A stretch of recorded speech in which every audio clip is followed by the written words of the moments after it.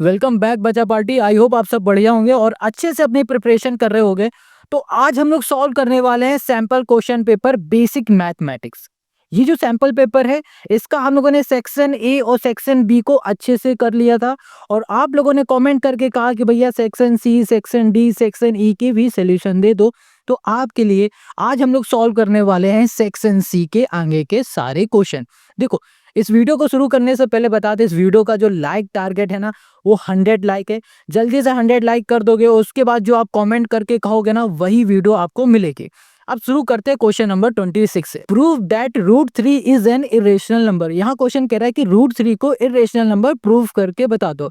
ये जो क्वेश्चन है ना ये आपको हर एक सैंपल पेपर में मिलेगा, हर एक बोर्ड एग्जामिनेशन पेपर में भी मिलेगा। ये बहुत ही इंपॉर्टेंट है, most important, very very important question है। बस देखो, हो सकता है एग्जाम में यहाँ पर √3 की जगह पे √2 लिख कर आ जाए या फिर √5 लिख कर आ जाए। स्टैंडर्ड का मैथमेटिक हो या फिर बेसिक हो, भाई हर एक में ये क्वेश्चन जरूर आता है। ये सीबीएसई का फेवरेट क्वेश्चन है, हर बार दे देता है। तो इसको अच्छे से समझो। अगर समझ में आ रहा है, नहीं समझ में आए तो आप इसको रट लेना, बहुत इंपॉर्टेंट है आपके लिए। यहाँ कह रहा है कि √3 को इरेशनल नंबर प्रूफ करो। इरेशनल नंबर प्रूफ करने के लिए हम लोग इसको थोड़ी देर के लिए मान लेंगे, हम लोग एज्यूम कर लेंगे कि हमारा √3 एक रेशनल नंबर है। ठीक है, let us assume assume that. हम यहाँ पर एज्यूम करेंगे कि हमारा जो √3 है ना इज एन, ये हो गया रेशनल नंबर।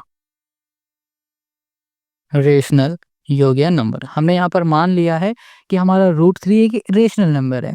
अब हमें पता है कि रेशनल नंबर जो होता है वो p/q के फॉर्म में होता है। और जो p और q जो होते हैं ना, यहाँ पर कुछ नंबर होते हैं, उन नंबर के ना सिर्फ एक ही कॉमन फैक्टर होता है, वो होता है सिर्फ 1। यहाँ लिख देते हैं p और जो q है, no common factor, no common factor other than, other यहाँ कर दिया देन, अदर देन 1।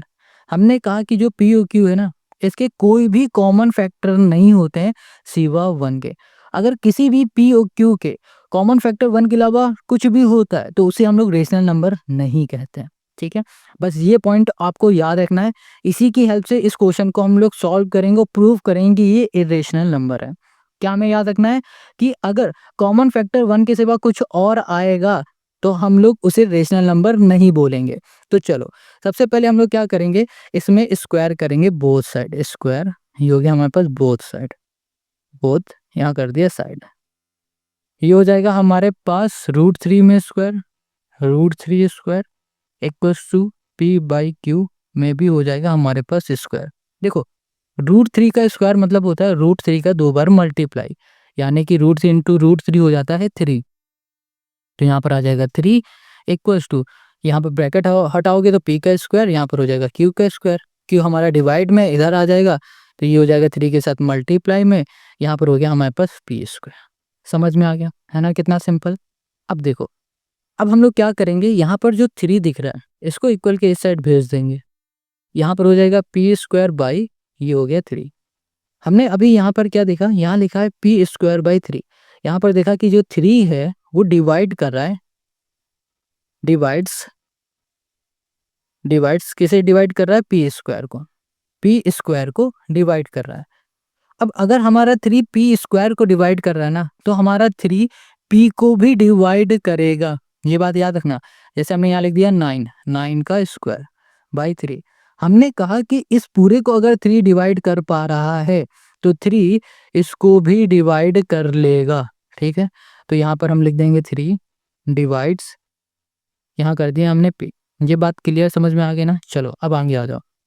अब देखो, अगर हम लोग किसी को भी किसी चीज़ से डिवाइड कर देते हैं, सपोज डेट यहाँ पर p को हम लोग 3 से डिवाइड कर रहे हैं, तो यहाँ पर कुछ ना कुछ क्वेश्चन में हमारे पास आएगा ही, है ना। उसको हम लोग लिख देते हैं c से और यहाँ पर रिमाइंडर में कुछ होगा। तो हम लोग इसको कुछ इस तरीके से लिख सकते हैं ना, यहाँ पर लिख सकते हैं p = 3 से। आप कहोगे ये क्या लिख दिया, देखो यहाँ कर दिया 9, ये डिवाइड कर रहा है 3 से, 3 इसको डिवाइड कर रहा है, 3 3 = 9 हुआ। अब इसको हम लोग लिखेंगे कैसे, 9 = 3 × 3, ऐसे लिख सकते हैं। बिल्कुल कोई दिक्कत तो नहीं है, बताओ। कोई दिक्कत नहीं ना। वही चीज़ हमने यहाँ लिखा, हमने क्या देखा था कि भाई साहब 3p को डिवाइड कर रहा है, भाई 3p को डिवाइड करेगा तो क्वोशंट वोशंट हमें कुछ मिलेगा ही, तो हमने उसको लिख दिया p equals to 3 into C. Clear. अब इसको भी हम लोग क्या करेंगे, स्क्वायर करेंगे बोथ साइड, स्क्वायर, ये हो गया हमारे पास बोथ, ये हो गया हमारे पास साइड, गॉट इट। यहाँ पर हो जाएगा हमारे पास पी स्क्वायर इक्वल्स टू, ये हो गया 3c और ये हो गया हमारे पास square, P square equals to 3 3 9 हो गया, ये हो गया सी स्क्वायर। अब यहाँ पर हो गया हमारे पास p, अच्छा p की वैल्यू हमें ऊपर कुछ मिला था ना, देखो यहाँ पर ये मिला था 3q स्क्वायर, ये मिला था, तो हम लोग p स्क्वायर की जगह पे ये लिख सकते हैं, बिल्कुल यहाँ लिख दो 3q square equals to 9c square. ये 3 से कैंसिल हो गया हमारा, तो यहाँ पर आ गया हमारे पास q स्क्वायर बाई 3 मल्टीप्लाई में इधर आ गया डिवाइड, ये हो गया सी स्क्वायर। अब यहाँ पर फिर से देखो, यहाँ पर जो क्यू स्क्वायर है ना, इसे 3 डिवाइड कर रहा है, तो यहाँ लिखेंगे 3 डिवाइड्स किसे, क्यू स्क्वायर को। अब 3q स्क्वायर को भी डिवाइड कर रहा है तो 3q को भी डिवाइड करेगा, ये बात क्लियर है। अब देखो यहाँ पर q भी 3 से डिवाइड हो रहा है, p भी हमारा 3 से डिवाइड हो रहा है। हमने ऊपर क्या पढ़ा था कि जनाब अगर कोई भी हमारा रेशनल नंबर होगा, उस रेशनल नंबर का जो हमारे पास p और q होगा, वो हमेशा पी ओ क्यू जो होगा वो हमेशा उसका जो कॉमन फैक्टर होगा ना, हमेशा 1 होगा, इसके अलावा कुछ भी नहीं होगा। बट यहाँ पर हम क्या देख पा रहे हैं, यहाँ पर कॉमन फैक्टर क्या आ रहा है, 3 आ रहा है, क्या आ रहा है, 3 आ रहा है, तो हम यहाँ पर लिख सकते हैं 3 is a common factor, common factor factor of P and Q. ठीक है, जो 3 है वो कॉमन फैक्टर आ रहा है पी ओ क्यू का, तो हम लोग यहाँ पर बोल देंगे कि जो हमने एज्यूम किया था, जो हमारी एजम्पशन थी, जो हमारा कॉन्ट्राडिक्शन था कि हमने इसको √3 को रेशनल नंबर प्रूव किया ना, वो अब गलत हो चुकी है। तो यहाँ पे लिखेंगे, यहाँ पर होगा the contradiction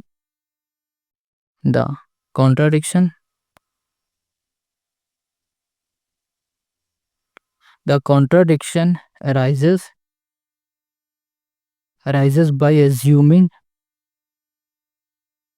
√3 is rational number is false। हमने जो एज्यूम किया था कि जो हमारा √3 वो एक रेशनल नंबर है, वो गलत है। So hence proof √3 is a rational number, rational ये कर दिया नंबर, बस हमें यही प्रूफ करके दिखाना था। आई होप आपको यहाँ पर क्वेश्चन नंबर 21 समझ में आ गया। अगर एक बार में नहीं समझ में आ रहा तो इसे 2 बार देखो, 2 बार में नहीं समझ में आ रहा 3 बार देखो, 1-2 बार और देखो, ना समझ में आया तो इसको रट लो, बट करो इसे भाई। ये क्वेश्चन आपके एग्जाम में आ गया ना तो 5 नंबर दे के जाएगा, और हर बार आता है। Question 27, find the zeros of the quadratic polynomial this, कह रहा है कि जो ये क्वाड्रेटिक पॉलिनोमियल है, इस क्वाड्रेटिक पॉलिनोमियल के जीरोस को फाइंड करो and verify the relationship between the zeros and coefficient. हमें क्या करना है, वेरीफाई करना है इनके रिलेशन को। कैसे करेंगे वो देखो। ओके, तो सबसे पहले अब हम लोग इसके जीरोस को फाइंड करेंगे। यहाँ पर हमारे पास जो इक्वेशन है वो 4s² - 4s+1 है। ठीक है, अब इसके जीरोस फाइंड करने के लिए क्या करेंगे, इसमें स्प्लिट मेथड का यूज करेंगे। यहाँ पर 1 का मल्टीप्लाई करेंगे पहले 4 में, 1 × 4 क्या होगा 4। अब 4 को ऐसे 2 नंबर में हम लोग ब्रेक करेंगे कि जब उन 2 नंबर का हम लोग मल्टीप्लाई करें तो 4 ही आ जाए। फिर उन 2 नंबर का जब हम लोग सम करें तो हमें क्या मिल जाए, हमें मिल जाए यहाँ पर s का कोफिशिएंट जो कि है -4। ऐसे हमें 2 नंबर लेने हैं, तो देखो -2 × -2 कर दोगे जनाब तो आपको प्लस का 4 मिल जाएगा, मल्टीप्लाई करने में 4 मिल रहा है। जब इन्हीं का आप सम कर दोगे तो आपको क्या मिलेगा, माइनस का 4 मिल जाएगा, -4। यही तो हमें लाना था। तो चलो बस अब इसे लिखो, यहाँ पर हो गया 4s² -2, यहाँ पर हो गया s -2s+1 = 0 हो गया। इन दोनों में हम लोग देख पा रहे हैं क्या कॉमन है, 2 कॉमन है। यहाँ पर हो गया हमारे पास 2s² माइनस, यहाँ पर हो जाएगा 2 और s को हम लोग कॉमन ले सकते हैं, तो यहाँ पर आ जाएगा हमारे पास 2s - 1। इसमें हम लोग -1 को कॉमन ले लेंगे, तो यहाँ पर हो जाएगा 2s और ये हो जाएगा हमारे पास -1 = 0। देखो जब हम लोग माइनस कॉमन लेते हैं ना तो अंदर वाला जो साइन होता है वो चेंज हो जाता है, प्लस से अब क्या बन जाएगा माइनस। हम लोग क्या करेंगे, देखो 2s minus one, 2s minus one को एक ब्रैकेट में, 2s माइनस वन एक ब्रैकेट में, 2s माइनस वन दूसरे ब्रैकेट में, 2s माइनस वन दूसरे ब्रैकेट में इक्वल्स टू 0। ये दोनों ही 0 के इक्वल है, तो इसको हम लोग ऐसे लिखेंगे 2s minus one equals to 0। इसको भी लिख देंगे 2s minus one equals to 0। तो यहाँ पर हो जाएगा एक्स एस इक्वल्स टू, देखो माइनस का इधर जाएगा प्लस का हो जाएगा, 2 मल्टीप्लाई में इधर आ जाएगा डिवाइड में, यहाँ पर भी ऐसा ही होगा, तो 1/2 आ जाएगा। तो हमें जो जीरोस मिले हैं वो क्या मिला, 1/2 मिला, यहाँ पर भी 1/2 मिला। अब इसी को हम लोग जीरोस बोलते हैं, तो एक को अल्फा मान लो, इसको अल्फा मान लो, ये हो जाएगा हमारा बीटा, ये हो गया 1/2। ठीक है, क्लियर इतनी बात। अब हमें क्या करना है, देखो जीरोस तो हमने फाइंड कर लिया, 1/2 आ रहा है। अब हमें इसके रिलेशन को वेरीफाई करना है, कैसे, देखो ये हो जाएगा alpha plus beta equals to हो जाएगा माइनस बी अपॉन ए, ये हो जाएगा। और यहाँ पर करेंगे alpha into beta equals to C upon, यहाँ पर हो जाएगा ए। अब देखो कहोगे ये ए बी सी है क्या, देखो ये जो एस दिख रहा है ना, इस एक्स स्क्वायर के आगे जो कोफिशिएंट है ये ए है, इसके आगे वाला ये बी है, और ये ए जो 1 दिख रहा है ये है हमारा सी। ठीक है, अल्फा बीटा तो पता चल गया, तो अल्फा की जगह पे अल्फा लिखेंगे 1/2, बीटा की जगह पे हम लोग बीटा लिखेंगे 1/2 माइनस बी अपॉन ए। देखो यहाँ पर माइनस है ना, माइनस बी, बी हमारे पास क्या है, माइनस का देखो 4 है, 4 है, तो यहाँ पर आ जाएगा हमारे पास माइनस बी अपॉन ए। ए हमारे पास क्या है 4 है, तो यहाँ पर भी क्या आ जाएगा 4 आ जाएगा। क्लियर इतनी बात। यहाँ पर माइनस ये है, माइनस उसमें भी लगाए, तो माइनस माइनस हमारा ये क्या हो जाएगा, प्लस हो जाएगा, तो इसको हम प्लस लिख देते हैं direct. Alpha into beta 1/2 into 1/2 equals to C की जगह पे हो गया 1 अपॉन ए की जगह पे हो जाएगा 4। यहाँ पर सॉल्व करोगे तो हो जाएगा हमारे पास 2, यहाँ पर 1 + 1 आ गया, यहाँ पर आ जाएगा हमारे पास 1। इसको सॉल्व करोगे 2 से 2 कटा तो 1, 1 इक्वल्स टू हमें क्या मिल जाएगा, 1 मिल जाएगा। यहाँ पर आ जाएगा 1/4 इक्वल्स टू 1/4। इसे भी सॉल्व करोगे तो यहाँ पर भी क्या आ जाएगा, हमें 1 ही मिल जाएगा, 1 इक्वल्स टू 1। तो हमें ये प्रूव करके दिखाना था। आई होप आपको यहाँ पर समझ में आ गया। सिंपल क्वेश्चन है, आसान है, और इस तरीके के क्वेश्चन की प्रैक्टिस आप ज़रूर कर लेना। कहीं कोई डाउट है कमेंट करो भाई, कमेंट ज़रूर करो जितना हो सके। कोई भी कहीं भी इस समय आपके पास डाउट होता है तो जितनी जल्दी हो सके कमेंट करो। अगर नहीं डाउट होता है तो भी कमेंट करके हमें बताओ कि भैया हमें सब समझ में आ रहा है। ठीक है, और ये भी नहीं समझ में आ रहा है क्या कमेंट करना है, तो अपना नाम लिख दो, हाय हेलो कमेंट कर दो, कुछ भी करो मगर करो। अब क्वेश्चन 28 में आ जाओ। ये कह रहा था coach of a cricket team buy 4 bat. एक क्रिकेट टीम है, उनके जो कोच है वो 4 बैट को बाय कर रहे हैं, एक बॉल को बाय कर रहे हैं फॉर रुपीज 2050 रुपीज, मतलब इतने रुपए में 4 बैट और एक बॉल को उन्होंने खरीद लिया। Let us see buy 4 bats and 2 balls for this rupees, find the cost of each bat and ball. देखो पहले उन लोगों ने 4 बैट और एक बॉल को खरीदा इतने रुपए में, फिर 3 बैट 2 बॉल को खरीदा इतने रुपए में। तो क्वेश्चन ये कह रहा है कि ये बताओ कि भाई साहब बैट और बॉल की जो कॉस्ट है ना वो कितनी होगी। चलो हर एक बैट की कॉस्ट और एक बॉल की कॉस्ट यहाँ पर क्वेश्चन पूछ रहा है। अब इस क्वेश्चन को सॉल्व कैसे करेंगे वो देखो। यहाँ पर हमें करना क्या है जनाब, क्वेश्चन है हमारे पास 28, क्वेश्चन है 28। देखो क्वेश्चन ने हमसे क्या पूछा कि एक बैट की कॉस्ट और एक बॉल की कॉस्ट क्या है वो बताओ। ठीक है, जो पूछ रहा है उसी को लेट करेंगे, यहाँ लिखेंगे लेट कॉस्ट ऑफ 1, यहाँ पर हो गया हमारे पास बैट। एक बैट की जो कॉस्ट है वो हमने लेट कर लिया यहाँ पर x रुपीज। ठीक है, let cost of 1 ball, ball की हमने जो कॉस्ट है ना उसे लेट कर लिया है यहाँ पर कितना y रुपीज। ठीक है, इतनी बात क्लियर हमने यहाँ पर लेट कर लिया, समझ में आ गया। अब क्वेश्चन के अकॉर्डिंग आ जाते हैं, अकॉर्डिंग टू क्वेश्चन। क्वेश्चन ने कहा कि एक उसने 4 बैट खरीदे हैं। अच्छा, एक बैट की कॉस्ट है x रुपीज, तो 4 बैट की कॉस्ट क्या हो जाएगी, 4x हो जाएगी, तो यहाँ लिख दो 4x। फिर उसने क्या किया है, उसने बॉल खरीदे, कितनी बॉल खरीदी, उसने एक बॉल खरीदी, एक बॉल की कॉस्ट क्या है y रुपीज है, तो y लिख दिया। इन दोनों का जब टोटल हुआ तो उसने कितने रुपए पे किए, 2050 रुपए पे कर दिए। क्लियर, समझ में आ गए, ये पहली इक्वेशन। फिर आगे क्वेश्चन क्या कह रहा है, उसने 3 बैट खरीदे, तीन बैट खरीदे, बट 3 बैट की कॉस्ट क्या थी पता है हमें? नहीं। तो भाई एक बैट की कॉस्ट हमने x मानी है, 3 बैट की कॉस्ट क्या हो जाएगी? 3x हो जाएगी। तो हमने कर दिया यहाँ पर 3x।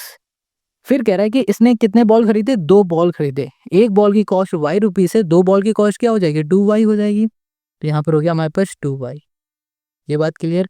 टोटल उसने कितना पे किया? टोटल उसने पे कर दिया यहाँ पर 1600।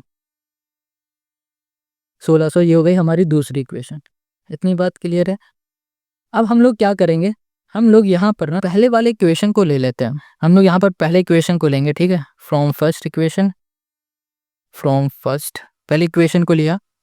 यहाँ पर लिखा हमने 4x plus Y equals to 2050, ठीक है? 2050 हो गया। हम लोग क्या करेंगे, ये जो हमारे पास है ना 4y, इसको इक्वल के इस साइड भेज देंगे। तो यहाँ पर हो जाएगा हमारे पास माइनस का 4x। हमने क्या देखा, हमने यहाँ पर देखा कि हमें y की वैल्यू यहाँ पर मिल गई। अब इस y की वैल्यू को उठाएंगे, दूसरी वाली इक्वेशन में पुट कर देंगे ना, तो हमें x मिल जाएगा। तो यहाँ लिखेंगे पुटिंग y इन इक्वेशन, यहाँ लिख दो value of y in equation second. दूसरी इक्वेशन में हम लोग पुट कर रहे हैं। यहाँ पर हो जाएगा हमारे पास 3x प्लस यहाँ पर है 2y, 2 इंटू वाई, वाई की जगह पे हो जाएगा हमारे पास 2050 मतलब 2050 माइनस 4x, ये हो गया इक्वल्स टू हो गया 1600। अब इसे सॉल्व करेंगे, ये हो गया हमारे पास 3x। इसको सॉल्व करेंगे तो प्लस है, सॉरी, यहाँ पर इसको सॉल्व करेंगे 40 और यहाँ पर 5 2 10 हो जाएगा 4100 हो गया माइनस 4 2 8x और इक्वल्स टू हो जाएगा 1600। देखो 8x में 3x माइनस करा दो तो माइनस का 5x। यहाँ पर है हमारे पास 1600 माइनस है, यहाँ पर देखो ये प्लस का है ना, इक्वल के इस साइड आ जाएगा तो ये किसका हो जाएगा? माइनस का हो जाएगा। तो ये हो जाएगा 4100, ठीक है? ओके, अब इसे हम लोग सॉल्व करते हैं। तो यहाँ पर आ जाएगा हमारे पास 0 0, फिर हो जाएगा हमारे पास 5 और फिर यहाँ पर हो जाएगा हमारे पास कितना हो जाएगा? ये 2 हो जाएगा। 2500 वो भी माइनस का 5x। माइनस से माइनस कैंसिल, 5 से ये कैंसिल हो जाएगा। तो हमें यहाँ पर x की वैल्यू क्या मिल जाएगी? x इक्वल्स टू 5 5 25 500, यानी कि जो x है ना वो 500 है। x क्या था हमारा? x हमारा था बैट की हमें कॉस्ट मिल गई है 500 रुपये, ठीक है? अब हमें क्या करना है, अब हमें बॉल की कॉस्ट निकालना है, यानी कि हमें y निकालना है। y निकालने के लिए हम लोग क्या करेंगे, इसमें पुट कर देंगे x की वैल्यू। इसे बोल देते हैं तीसरा इक्वेशन, ठीक है? यहाँ लिख देते हैं putting value of x in equation, यहाँ पर हो गया थर्ड, ठीक है? यहाँ पर हो गया y equals to 2050 minus 4 into 500, 4 5 हो जाएगा 20 यहाँ पर हो गया हमारे पास 2000, ये हो गया हमारे पास 50। तो हमें y की वैल्यू क्या मिल गई? 50 मिल चुकी है। ओके, अब हमें यहाँ पर y की वैल्यू 50 मिल गई है, x की वैल्यू 500 मिल गई है। तो हमने ऊपर x और y को लेट किया था, x था हमारा बैट, y था हमारा बॉल। तो हम लोग बोलेंगे, यहाँ लिख देते हैं कॉस्ट ऑफ वन बैट। एक बैट की जो कॉस्ट थी वो 500 रुपये है, ठीक है? कॉस्ट ऑफ वन बॉल, एक बॉल की जो कॉस्ट है वो 50 रुपीज़ है। बस यही हमें सॉल्व करके दिखाना था और यही हो गया क्वेश्चन नंबर 28 का हमारा सोल्यूशन। आई होप आप सारे क्वेश्चन को समझ पा रहे हो। कहीं कोई डाउट हो रहा है आपको, कहीं कोई दिक्कत आ रही तो आप हमें कमेंट करके ज़रूर बता सकते हो।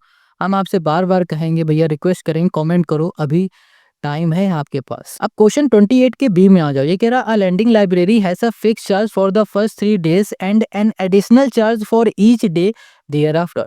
Sarita paid this rupees for a book kept for 7 days while Sushi paid 21 rupees for the book she kept for 5 days. Find the fixed charge and the charge for each extra day.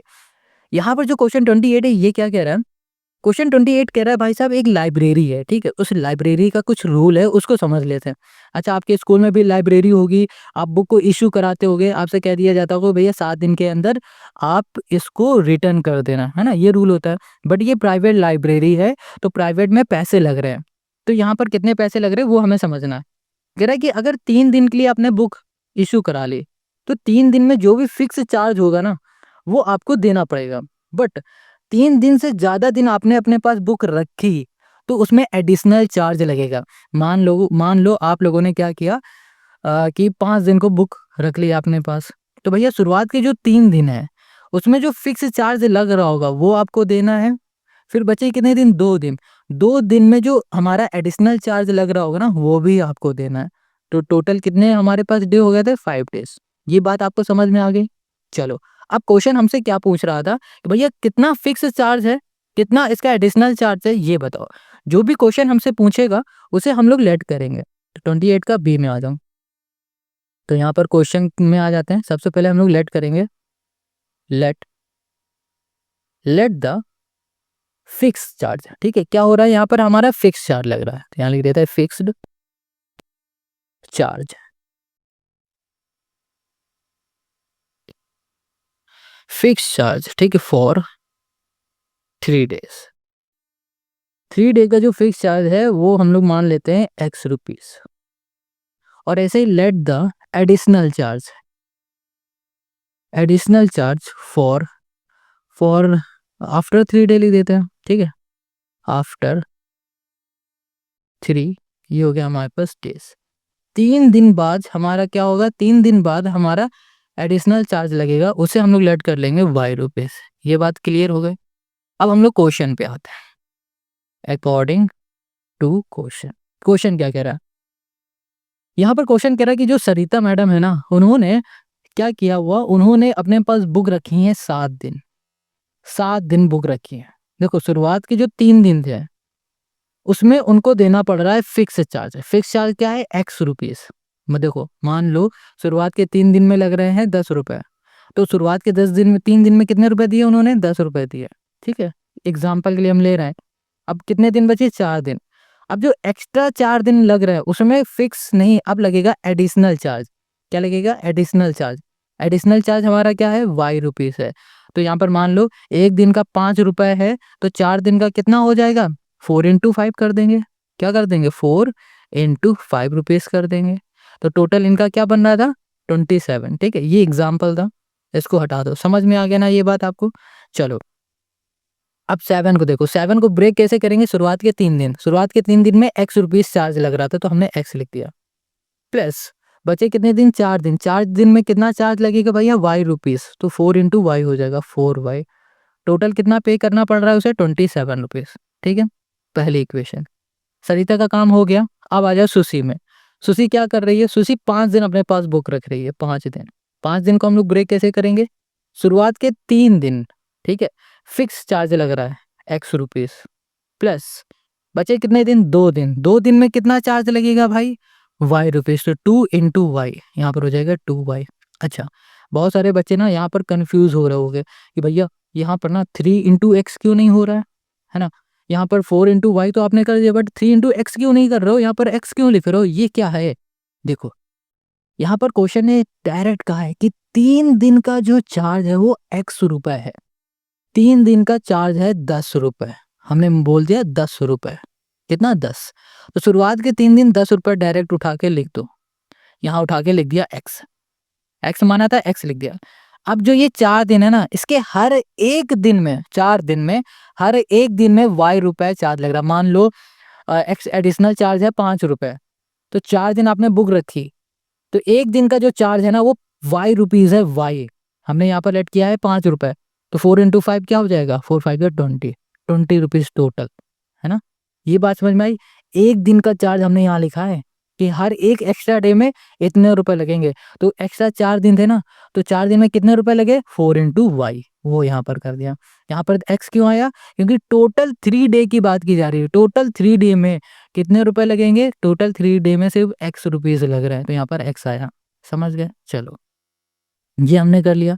अब हम लोग क्या करेंगे? इन दोनों को subtract कर देंगे। Subtract equation first and second, ठीक है, एंड यहाँ कर दिया सेकेंड। ये बात क्लियर हो गई। तो अब इसे सब्ट्रैक्ट करेंगे तो देखो ये x से x यहीं डायरेक्ट कर दें सब्ट्रैक्ट।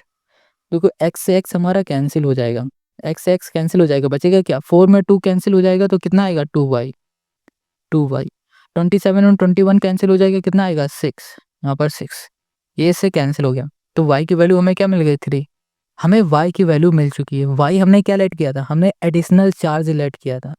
हमें यहाँ पर पता चल गया कि हर एक दिन का जो चार्ज है ना वो 3 रुपये है, पता चल गया।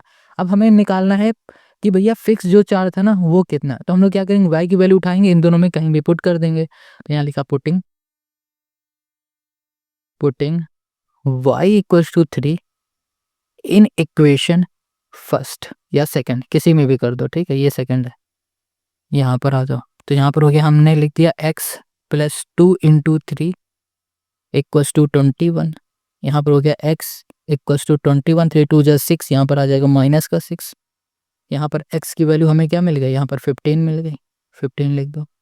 तो हमें यहाँ पर x भी मिल गया, y भी मिल गया। x हमारा क्या था, x था हमारा फिक्स चार्ज। 3 दिन का जो टोटल चार्ज लग रहा है 15 रुपये, एडिशनल चार्ज कितना हो रहा है यहाँ पर 3 रुपीज़ हो रहा है। तो चलो यहाँ लिख देते हैं, यहाँ पर हो जाएगा fix charge, fixed charge, fix charge हो जाएगा हमारे पास 15 रुपीज़, ठीक है। यहाँ पर हो जाएगा एडिशनल, एडिशनल जो हमारा चार्ज है वो हो जाएगा हमारे पास कितना, ओके, ये हो गया हमारा एडिशनल चार्ज है 3, ये हो गया 3 रुपीज़। बस यही हमें सॉल्व करके दिखाना था और यही हो गया क्वेश्चन नंबर 28 का हमारा सोल्यूशन। आई होप आपको यहाँ पर समझ में आ रहा होगा। चलो अब आते हैं हम लोग क्वेश्चन नंबर 29 में। Question 29, a circle touch all the 4 side of quadrilateral ABCD, prove that AB plus CD equals to AD plus BC। Question क्या कह रहा है कि एक सर्कल है, वो सर्कल क्या कर रहा है कि जो हमारे पास क्वाड्रिलेटरल है ना उसके चारों साइडों को टच कर रहा है। अब चारों साइडों को टच कर रहा है तो यहाँ पर क्वेश्चन कह रहा है AB plus CD equals to AD plus BC को प्रूव करके दिखाओ। देखो यहाँ पर एक क्वाड्रिलेटरल बना दिया, इस क्वाड्रिलेटरल के चारों साइडों को ये वाला सर्कल अंदर वाला टच कर रहा है, PQRS पॉइंट में टच कर रहा है, ठीक है। तो क्वेश्चन ने क्या कहा है कि प्रूफ करो, यहाँ पर प्रूफ करो बेटा कि जो AB है हमारे पास प्लस जो CD है इक्वल्स टू AD जो है प्लस जो BC है ये आपस में इक्वल है। ये प्रूफ करके दिखाना है। तो कैसे प्रूफ करेंगे, चलो आते हैं प्रूफ में। यहाँ पर ना आपने एक थ्योरम सुनी होगी, कौन सी थ्योरम, थ्योरम कहती है कि भैया एक्सटर्नल पॉइंट से अगर हमारी टेंजेंट बनती है, देखो ये DR क्या है, हमारी टेंजेंट है ना, ये हमारे पास DS क्या है, हमारी टेंजेंट है। तो थ्योरम कहती है कि एक्सटर्नल पॉइंट से हमारी कोई अगर टेंजेंट बनती है तो वो टेंजेंट आपस में इक्वल होती है। ये एक्सटर्नल पॉइंट है, इसी एक्सटर्नल पॉइंट से एक टेंजेंट ये बनी, दूसरी टेंजेंट ये बनी, तो ये दोनों ही आपस में क्या होंगी, इक्वल होंगे। वैसे ही एक्सटर्नल पॉइंट ये है, इस एक्सटर्नल पॉइंट से एक ये टेंजेंट बनी, दूसरी ये टेंजेंट बनी, तो ये दोनों आपस में इक्वल हैं। ये एक्सटर्नल पॉइंट है, इस एक्सटर्नल पॉइंट से एक ये टेंजेंट बन गई, दूसरी ये टेंजेंट बन गई, तो ये भी हमारी इक्वल है। सेम ये भी एक्सटर्नल पॉइंट है तो ये भी हमारे इक्वल होंगे। ये बात समझ में आ गई। तो यहाँ पर लिख देते हैं हम लोग, सबसे पहले लिखेंगे AP इक्वल्स टू AS। तो यहाँ लिखा हमने AP इक्वल्स टू हो गया हमारे पास AS, ये दोनों आपस में इक्वल हैं, ठीक है। अब देखो यहाँ पर हम लोग आ जाते हैं BP इक्वल्स टू BQ, ये हो गया BP इक्वल्स टू BQ, ये हो गया हमारे पास, ठीक है। अब आ जाते हैं हम लोग यहाँ पर DR equals to DS, DR equals to हो गया हमारे पास DS, ठीक है। अब यहाँ पर आ जाओ CR equals to CQ, CR equals to CQ। अब ये हमारी आपस में इक्वल क्यों है, इसका भी हमें क्या करना पड़ेगा, रीजन देना पड़ेगा। क्या देना पड़ेगा, रीजन देना पड़ेगा। तो रीजन में लिख देंगे tangent, tangent from an external point, external point to a circle, to a ये हो गया सर्कल R, ये हो गया हमारे पास equal to a circle R equal in, यहाँ पर हो गया लेंथ। इतनी बात क्लियर समझ में आ गई? तो देखो, इसको बोलेंगे पहली इक्वेशन, इसको बोलेंगे दूसरी इक्वेशन, ये तीसरी और ये चौथी। अब इन चारों इक्वेशन को हम ऐड करेंगे, तो यहाँ लिखेंगे adding adding equation first plus second plus third plus four. चारों इक्वेशन को हम लोग ऐड करेंगे। तो यहाँ पर देखो, ये एक साइड पूरा ऐड हो जाएगा, इक्वल्स टू होगा ये वाली साइड। तो यहाँ पर हो जाएगा हमारे पास A P plus B P plus D R plus C R equals to A S plus B Q plus D S plus C Q. ये हो गया हमारे पास। ये बात क्लियर है? अब देखो, इन सभी को ऐड करो। A P plus B P क्या बनता है? A P plus B P क्या बनेगा? ए बी बन जाएगा पूरा। तो यहाँ पर हम लोग लिखेंगे इन दोनों की जगह में ए बी ये हो गया प्लस डी आर और सी आर। यहाँ पर है हमारे पास D R plus C R, इन दोनों को ऐड करोगे तो कितना हो जाएगा? डी सी हो जाएगा। तो यहाँ पर हो गया हमारे पास डी, ये हो गया सी इक्वल्स टू ए एस और हमारे पास है डी एस। ए एस ये है, डी एस ये, इसे मिला दो क्या बनेगा? A D. यहाँ पर आ गया ए डी, ये ए डी हो गया। ठीक है, बी क्यू और सी क्यू, यहाँ पर है हमारे पास बी क्यू और ये है सी क्यू, मिलके क्या बनेगा? B C. तो ये हो गया हमारे पास प्लस बी सी। तो हमें भाई साहब यही प्रूफ करना था, A B plus C D equals to A D plus B C. तो हमने यहाँ पर ये प्रूफ कर लिया। आई होप आपको यहाँ पर ये समझ में आ गया। बहुत आसान क्वेश्चन है। अगर इस तरीके से क्वेश्चन मिलेंगे आप हलवा बना दो उन्हें तुरंत। आप प्रैक्टिस जरूर कर लेना। अब क्वेश्चन नंबर 30 पे आ जाओ। Question 30, prove that cosec theta minus cot theta का whole square equals to 1 minus cos upon 1 plus cos theta. देखो, हमें यहाँ पर प्रूफ करना है left hand side equals to right hand side. कैसे प्रूफ करेंगे? देखो, सोल्यूशन पे आ जाओ। सबसे पहले हम लोग लेंगे left hand side. Left hand side, यहाँ पर हमें दिखा है कि लिखा हुआ है भाई साहब कॉसेक थीटा माइनस यहाँ पर है हमारे पास कॉट थीटा का होल स्क्वायर, ये हमारे पास। अब इसको सॉल्व करेंगे कैसे? देखो, यहाँ पर ना सबसे पहले कॉसेक थीटा का फॉर्मूला क्या आता है वो हम लोग लिख देंगे। आप कहोगे भैया कॉसेक थीटा का फॉर्मूला होता है 1 अपॉन साइन, तो भाई 1 अपॉन साइन तुरंत लिख दो यहाँ पर। तो ये हो जाएगा 1 अपॉन, ये हो जाएगा साइन, ठीक है, थीटा माइनस कॉट का क्या फॉर्मूला होता है? ये होता है हमारे पास कॉस थीटा अपॉन, ये हो जाएगा हमारे पास साइन थीटा, और ये हो गया हमारे पास होल स्क्वायर। इतनी बात क्लियर समझ में आ गया? चलो, अब यहाँ पर ना हम लोग एलसीएम लेंगे। ये हो गया हमारे पास साइन थीटा, ये हो गया 1 माइनस, ये हो गया हमारे पास कॉस थीटा, और ये हो गया हमारे पास होल स्क्वायर। क्लियर? चलो, अब यहाँ पर हम लोग क्या कर सकते हैं? देखो, यहाँ पर अगर हम लोग ब्रैकेट हटाते तो स्क्वायर ऊपर भी लग जाएगा नीचे भी लग जाएगा। तो ये हो जाएगा 1 माइनस कॉस थीटा, यहाँ पर हो जाएगा हमारे पास स्क्वायर अपॉन, ये हो जाएगा हमारे पास साइन स्क्वायर, ये हो गया हमारे पास थीटा। क्लियर हो गया? अब 1 minus cos square, 1 minus cos theta और होल स्क्वायर लगा हुआ है। अगर हम लोग इसमें भी कुछ काम करें, अच्छा इसमें ना करके इसमें कर देते हैं, काम हो जाएगा हमारे पास। देखो 1 माइनस, यहाँ लिख दिया हमने कॉस थीटा और यहाँ कर दिया होल स्क्वायर, डिवाइड में आ जाओ। यहाँ पर साइन स्क्वायर थीटा लिखा है ना, इसमें हम लोग आइडेंटिटी लगा देते हैं। साइन स्क्वायर थीटा प्लस यहाँ कर दिया हमने cos square theta equals to 1। यहाँ लिख दिया हमने sine square theta equals to 1 minus, यहाँ कर दिया कॉस स्क्वायर थीटा। ये प्लस का था ना, इक्वल के इस साइड, ये देखो आइडेंटिटी होती है हमारी। हमने इसमें क्या किया, ये इक्वल के इस साइड भेज दिया। तो sine square theta equals to हमें क्या मिल गया? 1 माइनस कॉस स्क्वायर थीटा। तो यहाँ पर इसकी जगह पे लिख देंगे 1 माइनस, ये हो गया हमारे पास कॉस स्क्वायर थीटा हो गया। क्लियर? समझ में आ गया? अब हम लोग एक काम और करेंगे। यहाँ पर देखो, अगर 1 में हम लोग स्क्वायर लगा देते हैं तो क्या कुछ चेंजमेंट आएगा? नहीं आएगा। 1 में स्क्वायर लगा दो या फिर क्यूब कर दो, पावर 4 कर दो, 5 कर दो, 10 कर दो, 1000 कर दो, 1 हमेशा 1 रहेगा। बट इसे करने से क्या होगा? हमारा क्वेश्चन सॉल्व हो जाएगा। यहाँ पर अगर ध्यान से देखोगे, अगर जब यहाँ पर स्क्वायर लगा लोगे तो उसके बाद देखोगे तो आपको ए स्क्वायर माइनस बी स्क्वायर वाला फॉर्मूला दिखेगा। ए स्क्वायर माइनस बी स्क्वायर का फॉर्मूला होता है ए माइनस बी, और फिर हो जाएगा ए प्लस, ये हो गया बी।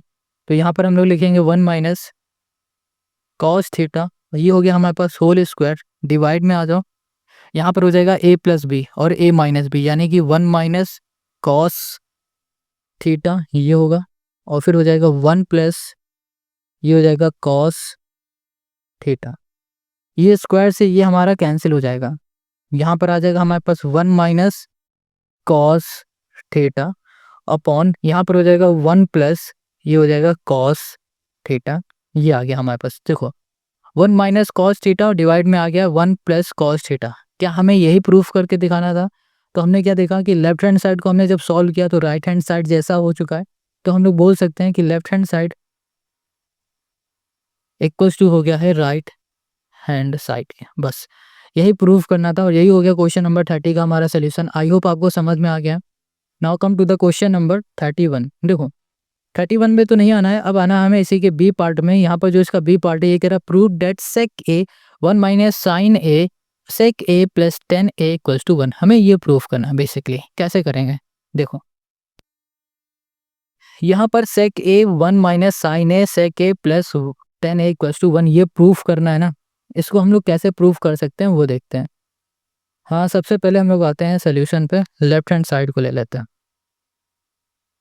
लेफ्ट हैंड साइड यहाँ पर हमें दिख रहा है सेक ए, ठीक है, सेक ए 1 माइनस यहाँ कर दिया हमने साइन ए, और यहाँ पर हो जाएगा हमारे पास सेक ए प्लस ये हो गया हमारे पास 10a, ये हो गया। इतनी बात क्लियर हो गई। चलो जो भी लेफ्ट में लिखा था वही हमने यहाँ पर लिख लिया है। इसको सॉल्व करने के लिए हम लोग क्या कर सकते हैं, देखो यहाँ पर क्या है हमारे पास सेक ए। सेक ए का फॉर्मूला क्या होता है, आप कहोगे 1 अपॉन कॉस है, चलो लिख देते हैं। तो यहाँ पर हो गया 1 अपॉन ये हो गया हमारे पास कॉस ए, ठीक है। 1 माइनस साइन ए, साइन ए है ना 1 माइनस साइन ए को हम लोग साइन ए लिख देते हैं, चलो।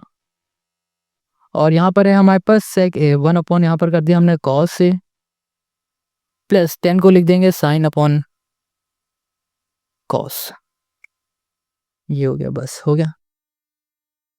अब हम लोग इसमें क्या कर सकते हैं सोचो, इसमें इसका अगर हम लोग मल्टीप्लाई करते हैं तो हमें क्या मिलेगा, यहाँ पर मिल जाएगा 1 माइनस साइन ए अपॉन यहाँ पर हो जाएगा हमारे पास कॉस ए, ठीक है, मल्टीप्लाई।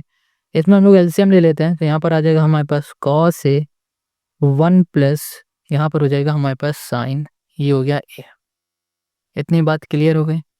चलो अब इन दोनों को देखो, ये a माइनस बी और ये a प्लस बी है ना। अभी फॉर्मूला हम लोगों ने क्या देखा था, अभी फिर से दिखा देते हैं। फॉर्मूला यहाँ लिख लेते हैं, a square minus B square का फॉर्मूला होता है a माइनस बी और होता है a प्लस बी।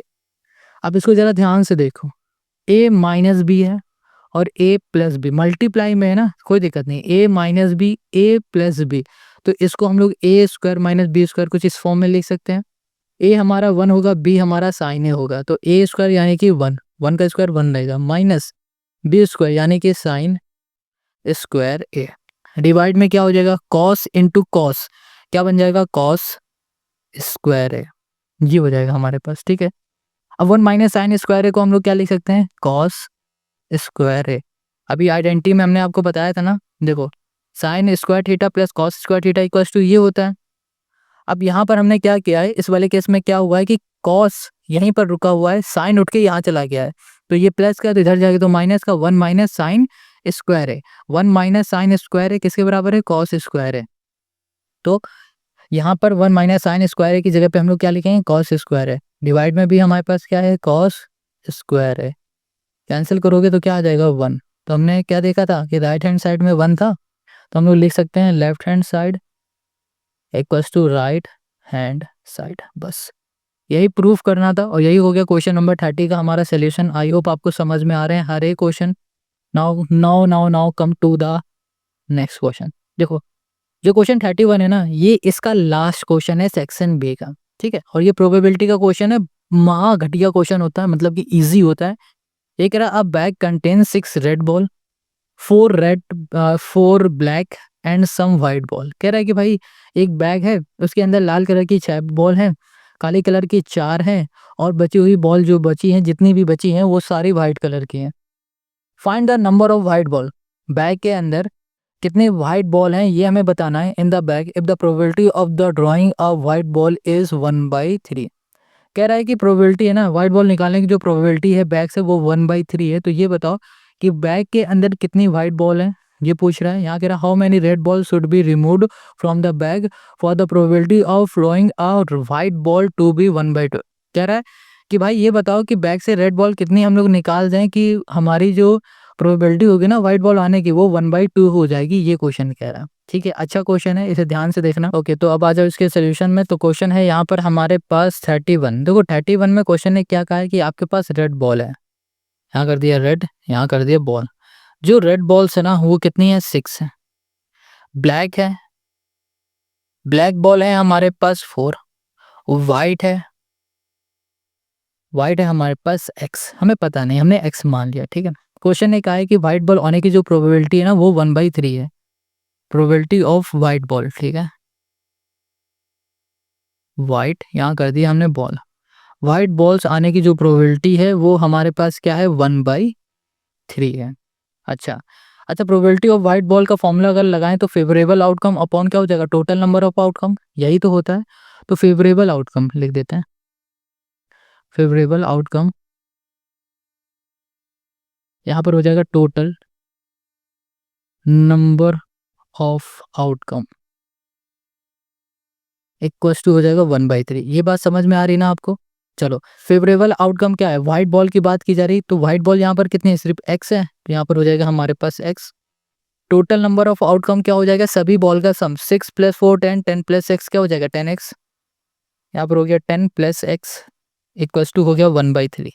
अब क्रॉस मल्टीप्लाई कर देते हैं, 3 इधर भेज देंगे तो 3x, इसको इधर भेज दोगे तो यहाँ पर हो जाएगा 10 + x, x हमारा प्लस का इधर जाएगा माइनस का, तो 3x - x, यहाँ पर आ गया हमारे पास 10, यहाँ पर हो जाएगा 2x इक्वल्स टू हो जाएगा 10। इसको सॉल्व करोगे तो यहाँ पर आ जाएगा हमारे पास 5। तो हमें x क्या मिल चुका है, यहाँ पर 5 मिल गया। इतनी बात क्लियर, समझ में आ गई। x क्या था, हमारे पास व्हाइट बॉल थी, व्हाइट बॉल हमने यहाँ पर निकालनी कितनी है, x है। व्हाइट बॉल हमारी कितनी हो गई, x हो गई। समझ में आ रहा है। आगे क्वेश्चन ने क्या कहा था हमसे, आगे कहा है how many red ball should be removed from the bag. Okay, red ball कितनी बैग से निकाल दी जाएंगी कि जो हमारी प्रोबेबिलिटी हो जाएगी ना वो 1/2 हो जाएगी व्हाइट बॉल की। तो क्वेश्चन इसी का जो बी है उसमें आ जाओ। तो यहाँ पर मान लेते हैं, लेट कर लेते हैं कि भैया वाई जो है ना वो नंबर ऑफ रेड बॉल निकाल दी गई है। ठीक है, यहाँ लिख दिया let Y red ball, red balls be removed. हमने कह दिया वाई नंबर ऑफ बॉल जो है ना वो बैग से निकाल दी गई हैं, और जो बॉल है वो रेड कलर की हैं जो कि निकाली गई हैं। ब्लैक कलर हमारे पास जो बॉल है वो हो गई 4, वाइट बॉल है हमारे पास वो कितनी हो गई, 5 हो गई। इतनी बात क्लियर आपको समझ में आ रही है। चलो, अब प्रोबेबिलिटी इसकी क्वेश्चन ने हमें बता रखी है, तो यहाँ लिखें probability of white ball, white ball equals to क्या है भाई साहब, यहाँ पर हो जाएगा हमारे पास 1/2, ये बताया है। अब इसकी प्रोबेबिलिटी निकालने के लिए हम लोग फॉर्मूला फिर से लिखेंगे, favourable outcome upon total number of outcome. Favourable outcome, favourable outcome क्या है, वाइट बॉल, वाइट बॉल कितनी हमारे पास 5 है, तो ये हो गया 5। टोटल नंबर ऑफ आउटकम क्या हो जाएगा हमारे पास, यहाँ पर हो जाएगा हमारे पास रेड बॉल कितनी है हमारे पास, टोटल 6 है। 6 में से हमने कितनी माइनस करा दी है, वाई माइनस की है, प्लस यहाँ पर हो जाएगा हमारे पास 4, और यहाँ पर हो जाएगा प्लस हमारे पास हो जाएगा 5। ठीक है, इक्वल्स टू हो जाएगा 1/2। अब इसको करते हैं नेक्स्ट पेज में।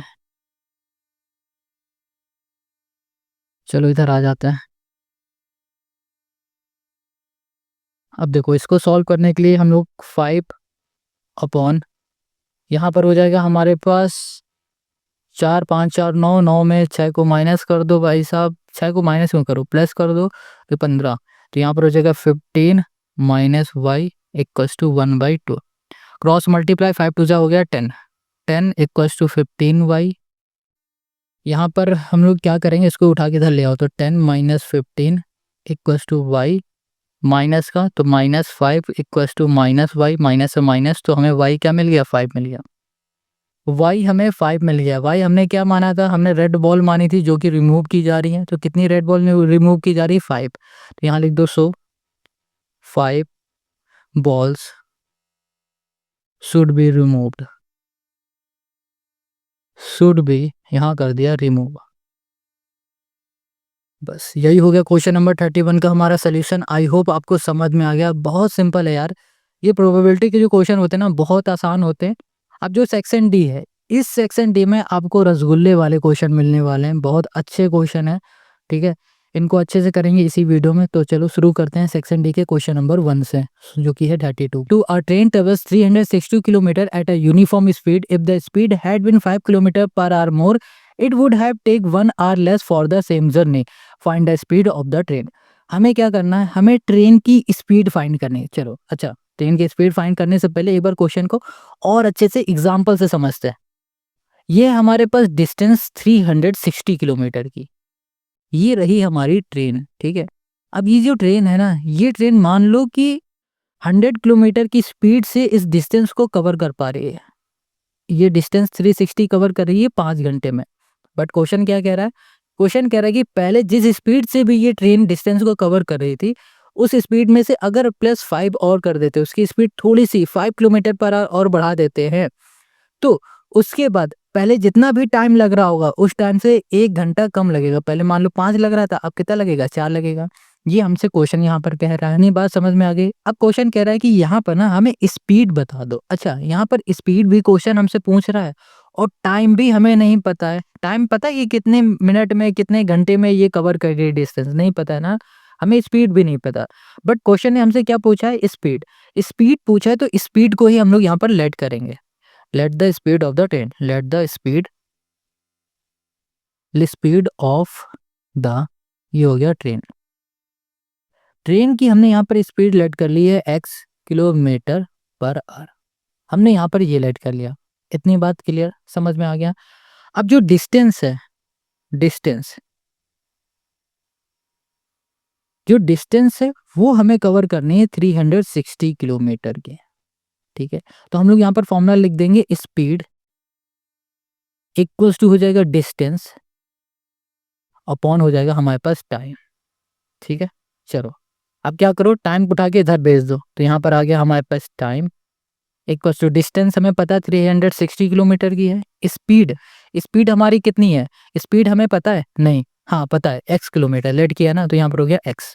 जी आ गया, इसको अब यहीं छोड़ दो। अब आगे क्वेश्चन कह रहा है कि इसकी जो भी स्पीड थी ना, उसकी स्पीड में 5 किलोमीटर पर आवर की स्पीड और बढ़ा दी जा रही है।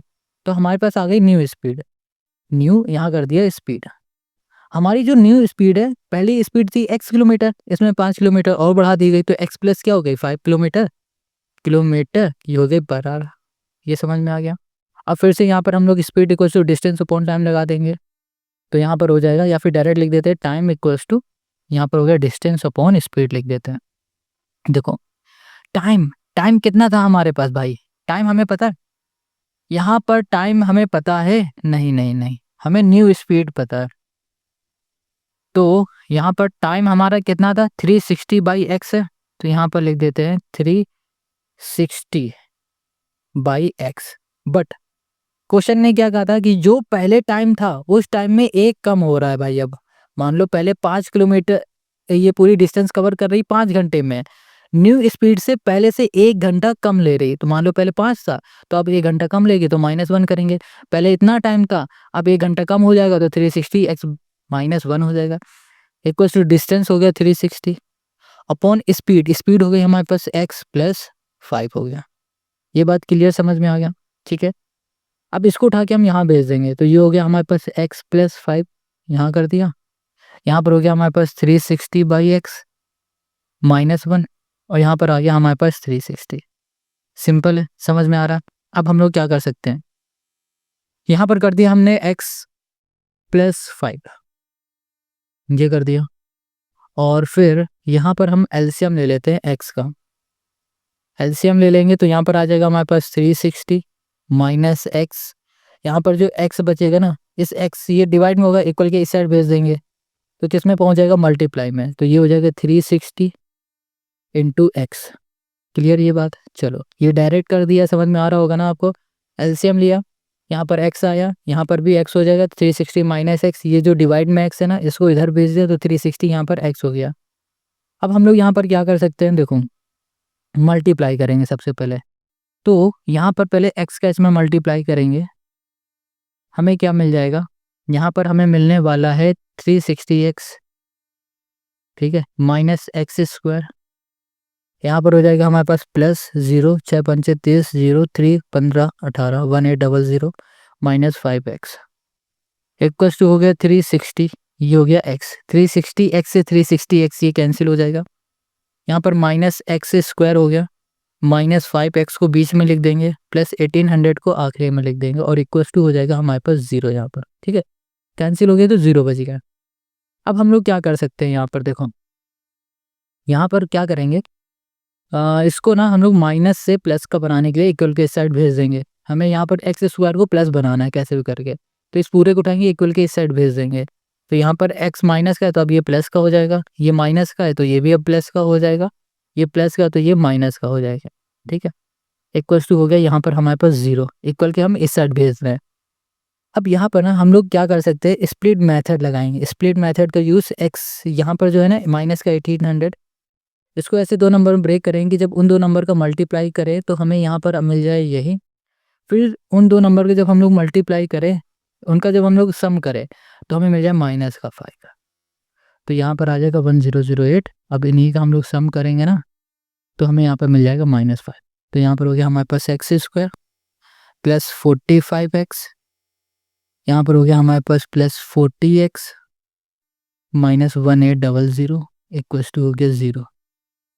इन दोनों में हो गया हमारे पास x प्लस 45 और यहाँ पर हो गया हमारे पास प्लस 40 को कॉमन ले लिया, ओके, तो यहाँ पर हमें क्या मिल जाएगा, एक सेकंड, ये माइनस का है ना, यहाँ पर माइनस हो गए, देखो -45 था ना, -45, यहाँ पर 40 तो यहाँ पर हो गया x माइनस 45 इक्वल टू हो गया 0। यहाँ पर आ जाएगा हमारे पास x माइनस 45, यहाँ पर हो जाएगा x प्लस ये हो जाएगा हमारे पास 40 इक्वल टू 0, ये दोनों 0 के इक्वल हो गए, तो x इक्वल टू यहाँ पर x माइनस 45 इक्वल टू 0, यहाँ पर हो गया x प्लस 40 इक्वल टू 0, ये माइनस का इक्वल के इस साइड जाएगा तो ये प्लस का 45, ये 40 प्लस का इधर जाएगा तो माइनस का 40 हो जाएगा। हमने x क्या लेट किया था, हमने यहाँ पर x लेट किया था स्पीड। क्या हमारी स्पीड माइनस में हो सकती है? हमारी स्पीड कभी भी माइनस में नहीं होगी, हमारी स्पीड हमेशा प्लस में होगी। हमसे क्वेश्चन ने स्पीड ही माना था, पूछा था ना, let the speed of the train, हमने स्पीड यहाँ पर लेट किया था, हमने लेट क्या किया था x, और हमें x की वैल्यू मिल गई 45, तो हमें पता चल गया कि हमारी जो स्पीड होगी ट्रेन की वो कितने की स्पीड से चलेगी, वो चलेगी 45 किलोमीटर पर आवर की स्पीड से। बट यहाँ पर ना एक छोटी सी मिस्टेक हमसे ये हो गई है कि जनाब यहाँ पर हमें प्लस का 5 लाना था। अगर हम लोग इसको माइनस करेंगे और इसको सॉल्व करेंगे तो हमारे पास माइनस का 5 आएगा ना, हमें तो प्लस का चाहिए था, तो ये प्लस रखेंगे, इसे माइनस करेंगे तब हमें प्लस का 5 मिलेगा। तो यहाँ पर हम लोग क्या करने वाले हैं, इसको प्लस कर देंगे, इसको माइनस रखेंगे, तो थोड़ा सा यहाँ पर चेंजमेंट आप भी कर लेना, ठीक है, ये प्लस हो जाएगा, यहाँ पर ये माइनस होगा, ये भी हमारा क्या हो जाएगा, प्लस हो जाएगा, प्लस 45 प्लस 45, अब यहाँ पर आ जाएगा -45, ये -40, ये भी -40, इधर आ जाएगा प्लस का हमारा 40, तो ये माइनस का हम लोग नहीं लेंगे, हम लोग लेंगे ये प्लस वाले को, तो ये होगा हमारा आंसर। तो हमारी जो स्पीड हो जाएगी ना वो क्या हो जाएगी, 40 किलोमीटर पर आवर। हमें यही फाइंड करना था और यही हो गया क्वेश्चन नंबर 32 का हमारा आंसर। आई होप आपको समझ में आ गया, ये छोटी सी मिस्टेक हो गई है, इसे इग्नोर कर देना। अगर कमेंट करना चाहते हो इस मिस्टेक को लेके तो आप कमेंट भी कर देना, बट कोई बात नहीं। अब आ जाते हैं नेक्स्ट क्वेश्चन पे, जो कि हमारे पास क्वेश्चन 33 नहीं 33 से भी पहले हमारे पास एक और क्वेश्चन है इसी से रिलेटेड, ये भी स्पीड वाला है।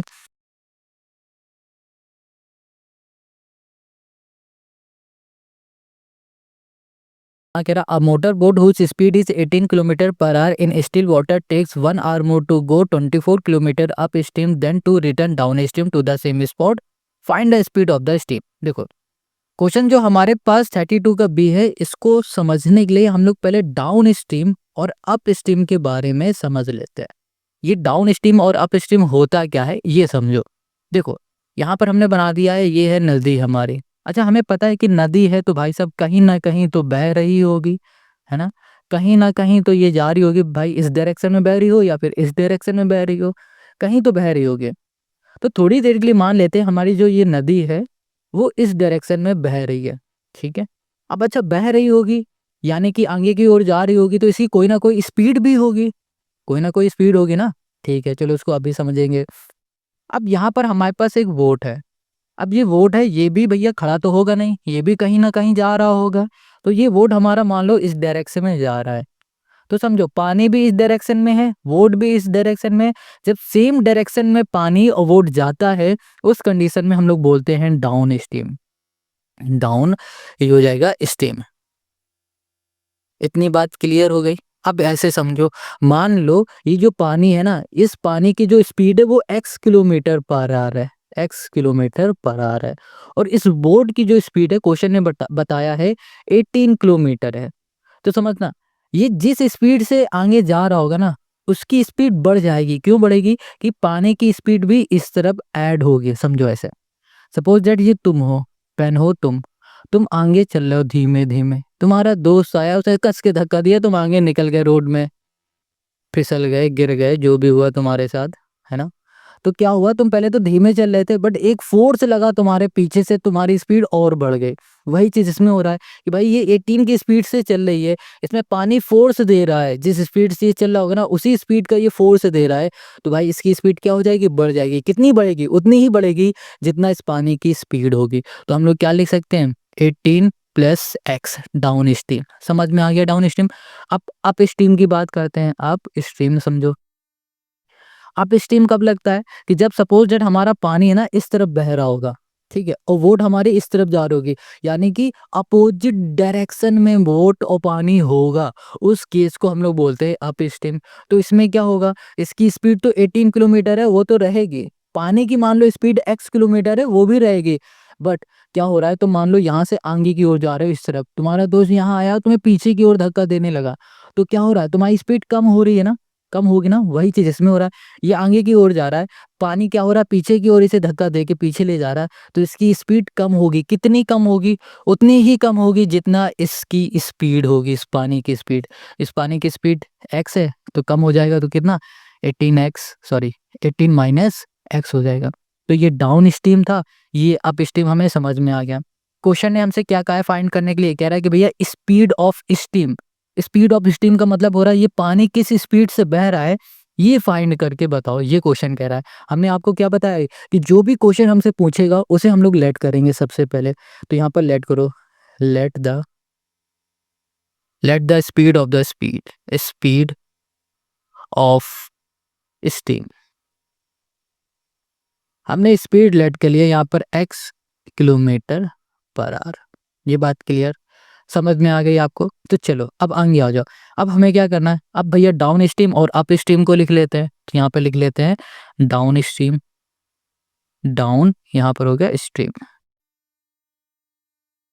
डाउन स्ट्रीम इक्वल्स टू हो जाएगा हमारे पास कितना, ये हो जाएगा 18 प्लस एक्स, ठीक है, किलोमीटर, ये हो जाएगा पर आवर, ये हो जाएगा up stream, stream up stream हो जाएगा हमारे पास 18 माइनस एक्स, ये हो जाएगा हमारे पास किलोमीटर पर आवर।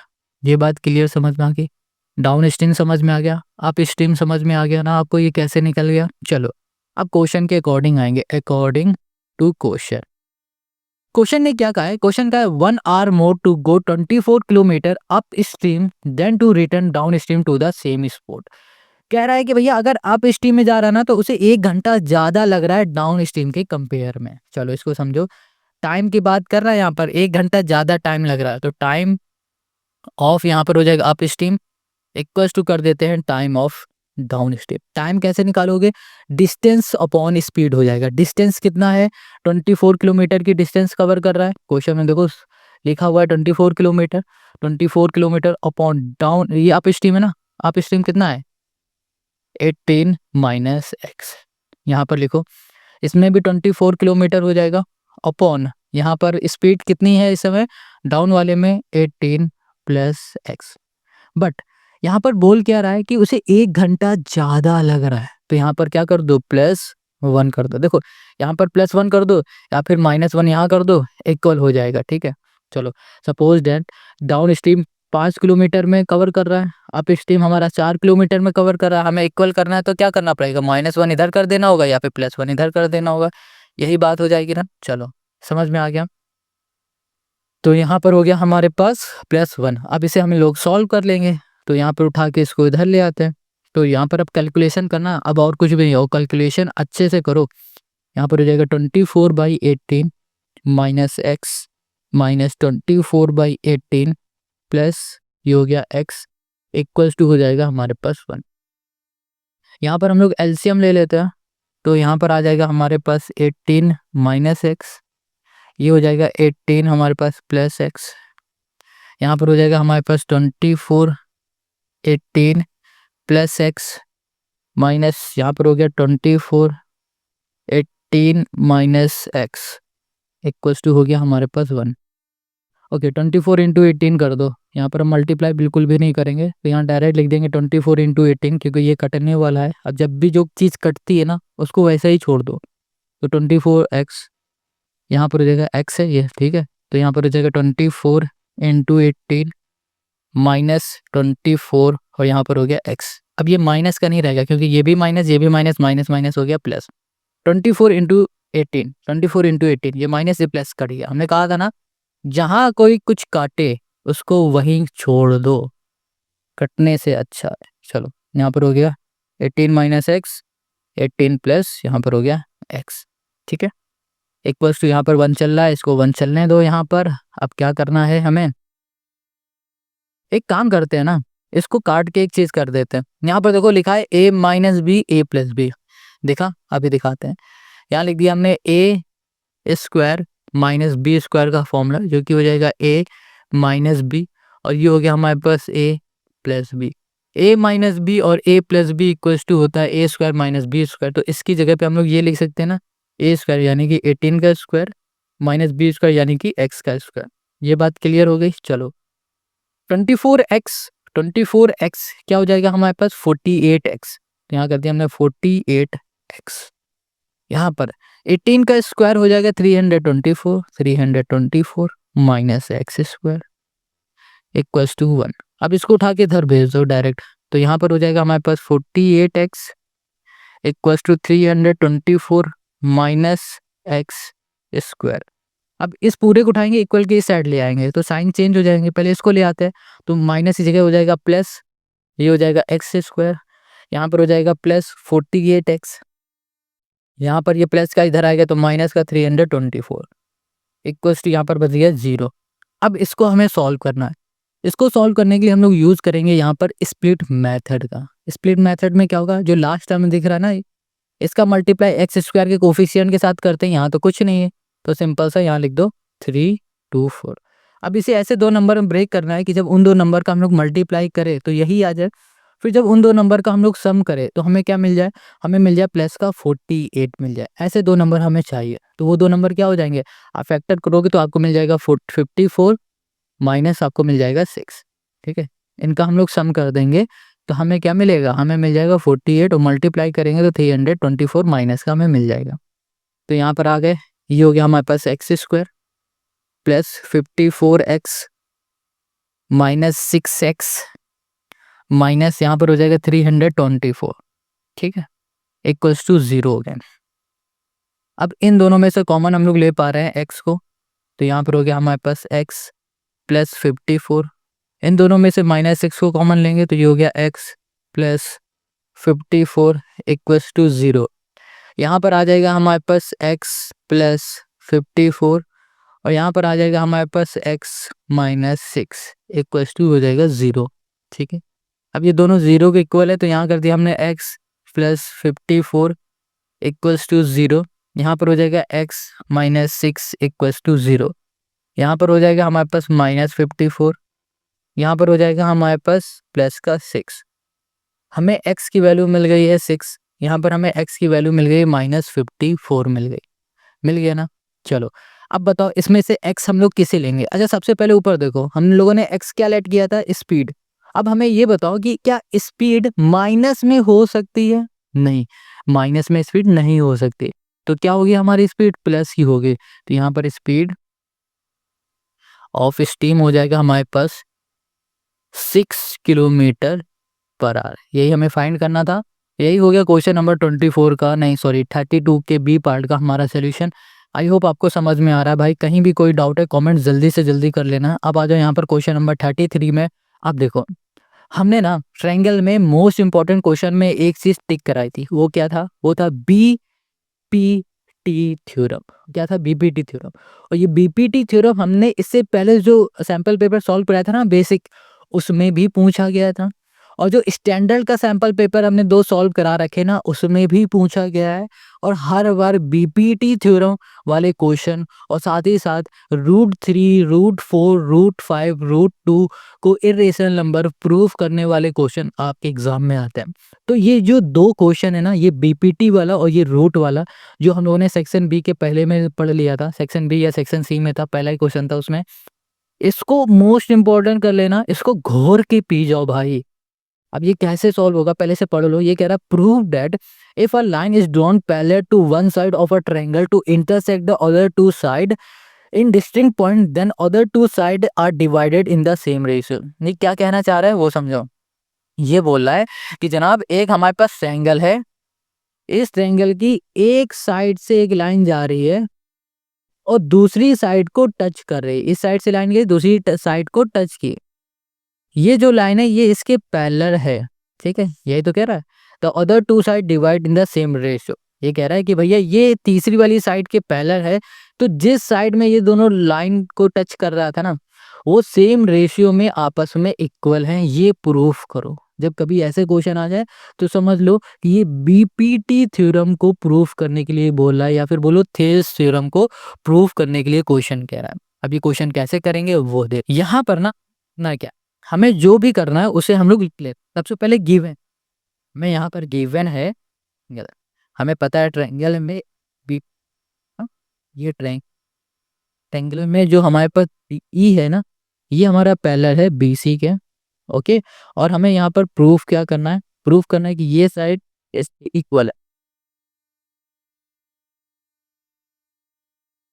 टू पॉटी टी ई ऑन ई, ये बात क्लियर?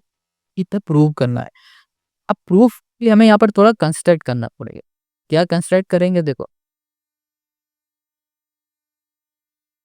ईटी को मिला देंगे, तो यहाँ पर लिखेंगे construct join join BE and यहाँ पर हो जाएगा हमारे पास डीसी। क्लियर है? और हम क्या करेंगे? ड्रॉ करेंगे। और हम ड्रॉ करने जा रहे हैं परपेंडिकुलर। एक यहाँ पर परपेंडिकुलर बना देंगे, दूसरा परपेंडिकुलर हम यहाँ पर बना देंगे। ये हो जाएगा एम, ये हो जाएगा हमारे पास एन, ये हो गया 90 डिग्री और ये भी हो गया हमारा 90 डिग्री।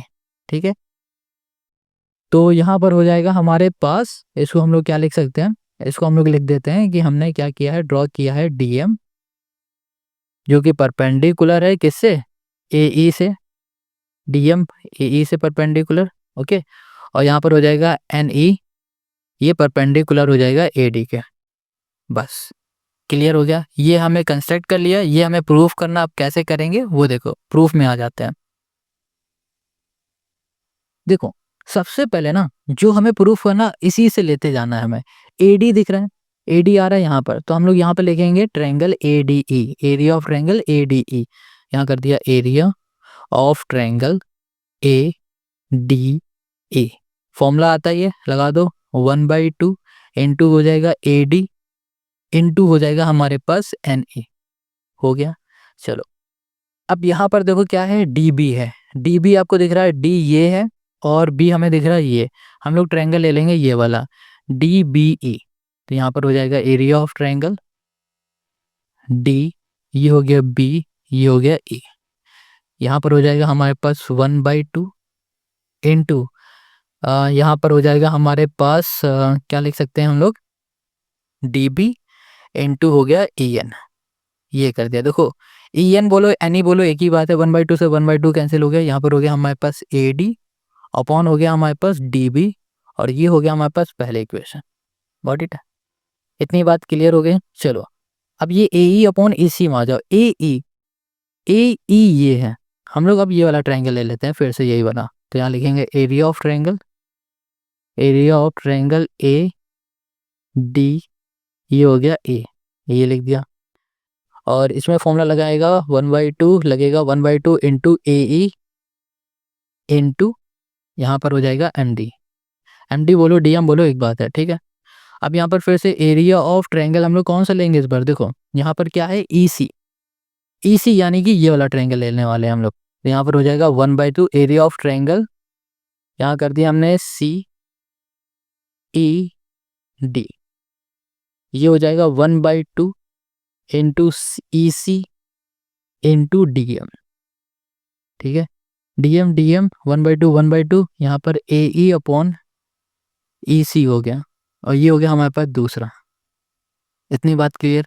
ये पहली इक्वेशन, ये दूसरी इक्वेशन हो गई। अब देखो, अब यहाँ पर ना एक बात याद रखो, जो क्लास 9th है उसमें क्या बताया गया था कि अगर कोई दो पैरेलल लाइन है, उन पैरेलल लाइन के बीच में जो हमारे ट्रायंगल बन रहा है, उन ट्रायंगल का जो एरिया होगा वो हमेशा आपस में क्या होगा, इक्वल होगा। तो हम लोग यहाँ पर क्या लिख सकते हैं, एरिया ऑफ ट्रायंगल हमारे पास है क्या, ये दोनों ट्रायंगल हैं, तो इन दोनों ट्रायंगल को हम लोग लिख देंगे ट्रायंगल बी, ये हो गया डी ई, और यहाँ कर दिया एरिया ऑफ ट्रायंगल, ये हो गया हमारे पास ए सी, ए कहाँ है ये हो जाएगा सी ई डी, सी ई डी, ठीक है। ये हो गया हमारे पास एरिया ऑफ ट्रायंगल। अब ये दोनों इक्वल क्यों है, रीजन भी लिख देते हैं, लिख देते हैं area of triangle between same parallel line are ये हो जाएगा इक्वल, ठीक है। देखो पैरेलल लाइंस के अंदर जो हमारे ट्रायंगल बन रहे होते हैं ना, उनका एरिया आपस में क्या होता है, इक्वल होता है। इतनी बात क्लियर हो गई, समझ में आ गया। तो चलो यहाँ पर अब आ जाओ, यहाँ पर देखो ए डी ई और डी बी ई है ना, इसको लिख लेते हैं सिंपल सा। तो यहाँ पर हो गया area of triangle A D E divide में area of triangle D B E. देखो area of triangle A D E है ना, इसको ऐसे लिख देते हैं, area of triangle A D E upon, देखो यहाँ पर area of triangle D B E दिख रहा है, D B E, D B E, देखो डी बी ई है ना, डी बी ई, इसकी जगह पे हम लोग क्या लिख सकते हैं, हम लोग सी ई डी लिख सकते हैं, क्योंकि ये दोनों आपस में इक्वल है। इसकी जगह पे लिख देते हैं एरिया ऑफ ट्रायंगल, यहाँ पर हो गया सी ई डी। देखो अब A D E upon D E C, हमारे पास था A D upon D B, तो हमने लिख दिया A D upon D B, ठीक है, इक्वल्स टू यहाँ पर A D E upon E C D में था ए सी अपॉन ई सी, तो यहाँ पर हो गया ए सी अपॉन ई सी। हमें यही प्रूफ करके लाना था और हमने ये प्रूफ कर लिया, और यही हो गया हमारे पास बीपीटी थ्योरम, या फिर बोलो थेल्स थ्योरम। कमेंट करो आई कि होप भैया आपको हाँ क्वेश्चन समझ नंबर में आ रहा है 33 या समझ नहीं में आ आ रहा गया, है, तो जो भाई भी साहब है मन बहुत में वो मेहनत आप लग रही है बताओ। सॉल्व अब करने आते में। हैं तो क्वेश्चन आप नंबर 34 लाइक पर। कमेंट जरूर। In triangle PQ R SNT are point on PQ and PR respectively, PS upon SQ equals to PT upon DR and angle PST equals to angle PRQ. Prove that PQR is an isosceles triangle। देखो question क्या कह रहा है कि आपके पास एक triangle है, ये हम ट्रायंगल बना देते हैं। यहाँ पर ट्रायंगल है PQR नाम का, P ये हो गया, Q हो गया, ये हो गया R नाम का, ये ट्रायंगल है, ठीक है। अब कह रहा है इस ट्रायंगल में ना, इस साइड एक पॉइंट बन रहा है S नाम का, ये पॉइंट है, इस साइड पॉइंट बन रहा है T नाम का, इस पॉइंट को मिला देते हैं। ये मिला दिया। क्वेश्चन ने बताया कि ये जो एंगल है ये बराबर है इसके। तो क्वेश्चन कह रहा है इस ट्रायंगल को आइसोस्केलेस ट्रायंगल प्रूफ करो। अब जल्दी से बताओ आइसोस्केलेस ट्रायंगल क्या होते हैं, इसकी प्रॉपर्टी क्या होती है। भाई आइसोस्केलेस ट्रायंगल हम लोग उसे बोलते हैं जिस ट्रायंगल की दो साइड आपस में क्या होती है, इक्वल होती है। आपस में अगर दो साइड इक्वल है किसी ट्रायंगल की, उसे आइसोस्केलेस ट्रायंगल हम लोग बोलते हैं। तो क्वेश्चन यही कह रहा है कि ये प्रूफ करो कि ये आइसोस्केलेस है। तो आइसोस्केलेस प्रूफ करने के लिए हम लोग क्या करेंगे, इस ट्रायंगल की कोई भी दो साइड को आपस में इक्वल प्रूफ करा देंगे, तो ये प्रूफ हो जाएगा। तो सबसे पहले इस क्वेश्चन है 33 का ये बी पार्ट बोलो, इसमें जो गिवन है उसे लिख लेते हैं। यहाँ पर गिवन है P S upon S Q equals to P T upon T Q, ठीक है। और एंगल पी एस टी बराबर है एंगल किसके, पी आर क्यू के, ठीक है। अब प्रूफ में आ जाओ, यहाँ पर हो गया हमारे पास टू प्रूफ में लिखेंगे P Q R S is an isosceles triangle. Isosceles triangle. इतनी बात क्लियर, समझ में आ गई। देखो अब इसके प्रूफ में हम लोग आएंगे, समझना अच्छे से। यहाँ पर ना यूज होगा BPT theorem, converse of BPT theorem. पिछली वाली क्वेश्चन में हम लोगों ने क्या बीपीटी थ्योरम पढ़ा था, यहाँ पर लगेगा converse of BPT theorem. Converse of BPT theorem क्या होती है समझो। देखो कन्वर्स ऑफ बीपीटी थ्योरम कहता है कि अगर किसी ट्रायंगल के दो साइड का रेशियो आपस में इक्वल है, तो यहाँ पर जो हमारी ये जो साइड दिख रही है ना, या फिर बोलो ये जो लाइन दिख रही है ना, ये लाइन ट्रायंगल के तीसरी साइड से पैरेलल होगी। ये कहती है कन्वर्स ऑफ बीपीटी थ्योरम। तो यहाँ पर लिखते हैं भैया P S upon S Q, ये जो साइड है इसका रेशियो बराबर है दूसरी साइड के। तो हम लोग बोल सकते हैं by converse of BPT theorem जो एस टी है ये पैरेलल होगी क्यू आर से। रीजन भी लिखना है तो यहाँ लिख देंगे if a line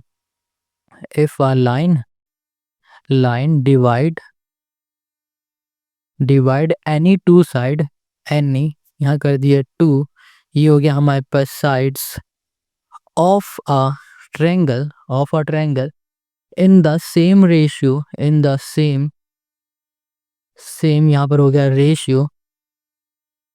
ratio then the line is parallel to the third side.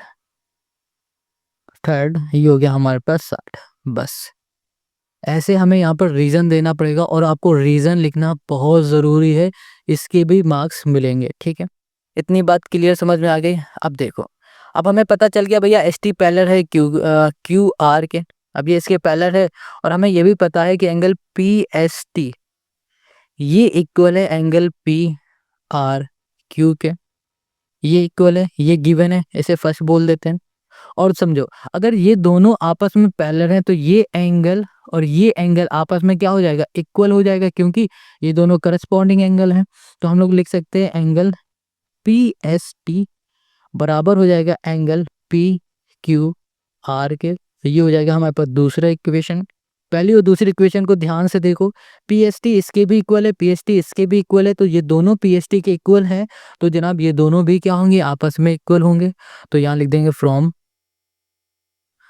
First and, ये हो गया हमारे पास सेकेंड। पहली और दूसरी इक्वेशन से हमने बोल दिया कि एंगल पी आर क्यू जो बराबर है एंगल पी क्यू आर से। देखो एंगल पी आर क्यू ये एंगल हमारा इक्वल हो चुका है इस एंगल से। तो हमें पता है कि ट्रायंगल के अगर कोई भी दो एंगल आपस में इक्वल होते हैं तो उनके जो अपोजिट साइड होते हैं, इस ट्रायंगल की अपोजिट साइड ये वाली है, ठीक है ये, और इस ट्रायंगल की अपोजिट साइड कौन सी है, ये वाली है।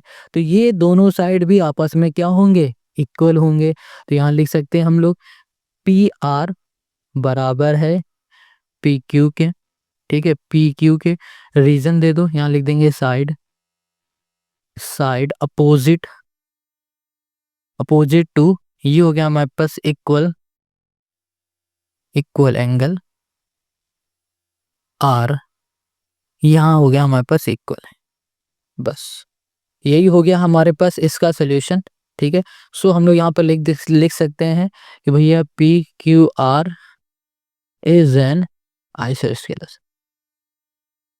आइसोस्केलेस। ये हो जाएगा हमारे पास ट्रायंगल। बस ये हो गया क्वेश्चन नंबर 33 का हमारा सोल्यूशन। आई होप आपको समझ में आ गया है। अगर समझ में आ गया है तो हमें कमेंट करके ज़रूर बताओ। अब आ जाओ इसके नेक्स्ट क्वेश्चन में जो कि है हमारे पास 34। देखो ये कोई मेडिसिन का क्वेश्चन है और ये क्वेश्चन अच्छा है, बहुत बढ़िया है, विस्तार से समझना। यहाँ क्वेश्चन 34 कह रहा a medicine capsule is in the shape of a cylinder with to hemisphere. ये देखो ये हमारे पास मेडिसिन है ना, देखा होगा कैप्सूल कुछ इस शेप में आती है। ये कह रहा है कि जो ये कैप्सूल है ना ये सिलेंडर प्लस हेमिस्फीयर से मिलकर बनी है। अभी हम इसको और अच्छे से बनाएंगे ना फिगर को, तब आपको समझ में आ जाएगा। ठीक है, stake is in the end the length of the entire capsule 14 mm and the diameter of the capsule 5 mm, find the surface area. चलो इस पूरे का सरफेस एरिया हमें बताना है। कैसे बताएंगे, बहुत सिंपल है। कैप्सूल को अगर हम लोगों ने समझ लिया ना तो सब कुछ हमें समझ में आ जाएगा। देखो क्वेश्चन है हमारे पास 34, यहाँ पर हमने बना दिया है भैया ये कैप्सूल, समझते जाओ, देखते जाओ कैप्सूल बन कैसे रहा। ये हमारे पास बीच का पार्ट है, कैप्सूल के बीच का पार्ट किस शेप में दिख रहा है हमें? हमें ये दिख रहा है भैया थोड़ा सा सिलेंड्रिकल शेप में। देखा सिलेंड्रिकल शेप में दिख गया। अब क्वेश्चन ने क्या बताया था कि ये सिलेंड्रिकल शेप है, इसके दोनों एंड में हेमिस्फीयर है। यहाँ पर हेमिस्फीयर बना दिया, ये हेमिस्फीयर हो गया, ये भी हेमिस्फीयर हो गया। तो ये हो गया हमारा पूरा कैप्सूल बन के तैयार। ये हो गया कैप्सूल, समझ में आ गया। अब क्वेश्चन हमसे क्या कह रहा है? क्वेश्चन हमसे कह रहा है इस कैप्सूल का आपको क्या फाइंड करना है? आपको फाइंड करना है सरफेस एरिया, फाइंड करना है सरफेस एरिया। सरफेस एरिया कैसे फाइंड करोगे? बहुत आसान है। आप क्या करो, यहाँ पर आप ये जो सिलेंडर दिख रहा है ना, इस सिलेंडर का curve surface area, curve surface area ये फाइंड करो, ठीक है। फिर ये जो हेमिस्फीयर दिख रहा है इसका सरफेस एरिया फाइंड करो, ये जो हेमिस्फीयर दिख रहा है इसका सरफेस एरिया फाइंड करो। इन तीनों को ऐड करा दोगे तो इस कैप्सूल का आपको सरफेस एरिया मिल जाएगा। समझ में आ गया? कितना सिंपल है ना। तो चलो अब इसके सोल्यूशन पे आ जाओ। सबसे पहले क्वेश्चन ने क्या कहा है कि इसका जो लेंथ है वो कितनी है? 14 mm, ठीक है। और इसमें हमें क्या दिया गया है, और डायामीटर जो दिया गया है वो है 5 mm। अच्छा चलो यहाँ पर हमारे पास क्या है, ये है हमारे पास, चलो पहले हम फॉर्मूला लिखेंगे ना तब आपको समझ में आएगा अच्छे से। यहाँ पर लिख देते हैं सरफेस एरिया ऑफ कैप्सूल, है ना। सरफेस एरिया ऐसे लिख दे रहे हैं, साउथ अफ्रीका मत समझना। सरफेस एरिया ऑफ, यहाँ पर हो गया capsule, surface area of capsule, ठीक है। हमने क्या बताया कैसे निकालेंगे? इसका कर्व सरफेस एरिया प्लस इसका, तो यहाँ पर हो जाएगा curve surface area, curve surface area of cylinder, ठीक है, प्लस यहाँ पर हो जाएगा हमारे पास सरफेस एरिया ऑफ हेमिस्फीयर, ठीक है, plus surface area of hemisphere. इसको 1 बोल दो, इसको 2 बोल दो, हेमिस्फीयर 2, बस इसको 1 बोल दो, इसको 2 बोल दो, किसी को भी कुछ भी बोल दो, राइट लेफ्ट बोल दो, जो मानो वो बोल दो, हीना मीना बोल दो, कुछ भी बोल दो भाई, नाम रख दो इसका, ठीक है। चलो अब curved surface area of cylinder, इसका फॉर्मूला क्या होता है? आप कहोगे भैया इसका जो फॉर्मूला होता है वो 2πr_l होता है। हम कहेंगे बिल्कुल सही भाई।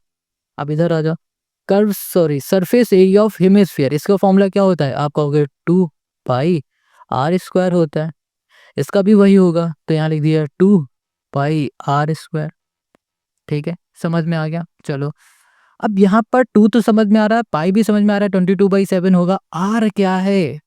एल भी हमें समझ में आ रहा है, बट ये आर क्या है? आर रेडियस क्या है? रेडियस देखो, डायमीटर हमें 5 पता है, डायमीटर 5 पता है, तो रेडियस क्या होगा? 5/2, और जो कि हो जाएगा हमारे पास यहाँ पर 2.5। लो रेडियस मिल गई। तो चलो यहाँ लिख देते हैं, यहाँ लिखा 2 × पाई की जगह में हमने कर दिया 22/7, इनटू हमने कर दिया रेडियस 2.5। अब यहाँ पर हमें लेंथ दिख रही है, लेंथ हम 14 लिख दें। बिल्कुल, अगर 14 लिखोगे ना तुरंत काट के 0 नंबर अंडा मिल जाएगा आपको। क्यों? क्योंकि जो ये 14 है ना, ये इंटायर कैप्सूल मतलब कि पूरे कैप्सूल की लेंथ है 14। बट हम तो बात कर रहे हैं सिलेंडर की, जो कि सिर्फ यहाँ से लेकर यहाँ तक इतना ही पार्ट है। इसकी लेंथ हम लोग कैसे निकालेंगे, यही समझना बहुत जरूरी है। देखो यहाँ पर हमें रेडियस मिला 2.5, ये सपोज दैट यहाँ पर देखो ये हेमिस्फीयर है, यहाँ बना देते हैं हेमिस्फीयर। ये देखो ये हमारा हेमिस्फीयर है। अब इसकी जो रेडियस है, सर्कल का सेंटर ये हो गया, ये सर्कल हो गया, सेंटर हो गया, ये रेडियस है 2.5, ठीक है। अगर यहाँ से लेकर यहाँ तक की डिस्टेंस जो भी होगी उसको, और यहाँ से लेकर यहाँ तक की अगर डिस्टेंस हम लोग माइनस कर दे इस पूरे वाली लेंथ से, तो हमें यहाँ पर इस सिलेंडर की लेंथ मिलेगी। भाई अगर इतना ये कैप्सूल हटा दो, ये हेमिस्फीयर हटा दो, इसका हेमिस्फीयर हटा दो, तो इसकी लेंथ मिल जाएगी। तो इसके लिए हमें सबसे पहले ये चीज़ फाइंड करना पड़ेगा अंदर। अब ये जो अंदर बन रहा है ना, ये क्या है? ये भी हमारी रेडियस है। सपोज डेट ये हो गया हमारा पूरा एक सर्कल, सर्कल का सेंटर है, ये क्या है? रेडियस ही हुई ना, तो ये 2.5 है, तो ये भी 2.5 है, ये भी 2.5 है, ये भी हमारी क्या है? 2.5 है। तो 2.5 + 2.5 क्या बन गया? 5 बन गया। टोटल इसकी लेंथ कितनी थी 14 थी, 14 में 5 माइनस कर दो कितना आ जाएगा 9 आ जाएगा। तो यहाँ पर जो लेंथ हमें मिल रही है ना सिलेंडर की लेंथ की ये हो गई 9 mm। समझ में आ गई ये बात? नहीं आए तो एक बार फिर से बैक करके देखो इसे, ठीक है। चलो अब आ जाओ इसके सोल्यूशन पे। तो लेंथ की जगह पे हम लोग क्या लिखेंगे 9, ये हो गया 9 प्लस 2 पाई की जगह पे हो गया 22/7 इंटू रेडियस, रेडियस हो गए हमारे पास 2.5 और यहाँ पर हो जाएगा हमारे पास स्क्वायर प्लस यहाँ पर हो गया 2 इंटू 22/7 इंटू 2.5 का स्क्वायर। इस पूरे में क्या कॉमन दिख रहा है 2 और 2/7, 2/7, 2/7। तो हम 2/7 को कॉमन ले लेते हैं, 2 इंटू 22/7 को कॉमन ले लेते हैं। तो अंदर क्या बच रहा है हमारे पास 2.5 इंटू 9 प्लस 2.5 का स्क्वायर है ना, 2.5 का स्क्वायर। देखो यहाँ तक हमने इसको लिख लिया। अब हम लोग इसके आगे सॉल्व करेंगे ना तो हमारा खात्मा पक्का है। क्यों खात्मा पक्का है भाई, हम ऐसा क्यों बोल रहे हैं? क्योंकि यार यहाँ पर ना कैलकुलेशन काफ़ी बड़ी हो गई और एग्जाम में हम लोगों ने अगर ये कैलकुलेशन किया तो हमारा गेम ओवर समझो। तो बट कैलकुलेशन को सॉल्व मतलब कम कैसे कर सकते हैं अभी बताते हैं।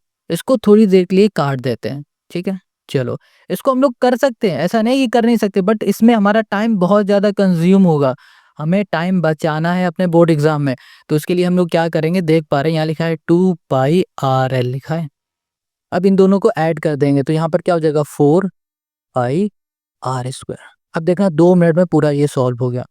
अब यहाँ पर देखो 2πR है ना, तो यहाँ पर हम लोग क्या करते हैं, यहाँ लिख लेते हैं 2 इंटू पाई की जगह पे हो गया 22/7 इंटू आर की जगह पे हो गया 2.5 इंटू एल हो जाएगा हमारे पास 9 प्लस 4 इंटू 22/7 इंटू आर की जगह पे हो जाएगा हमारे पास कितना 2.5 और ये हो गया हमारे पास होल स्क्वायर।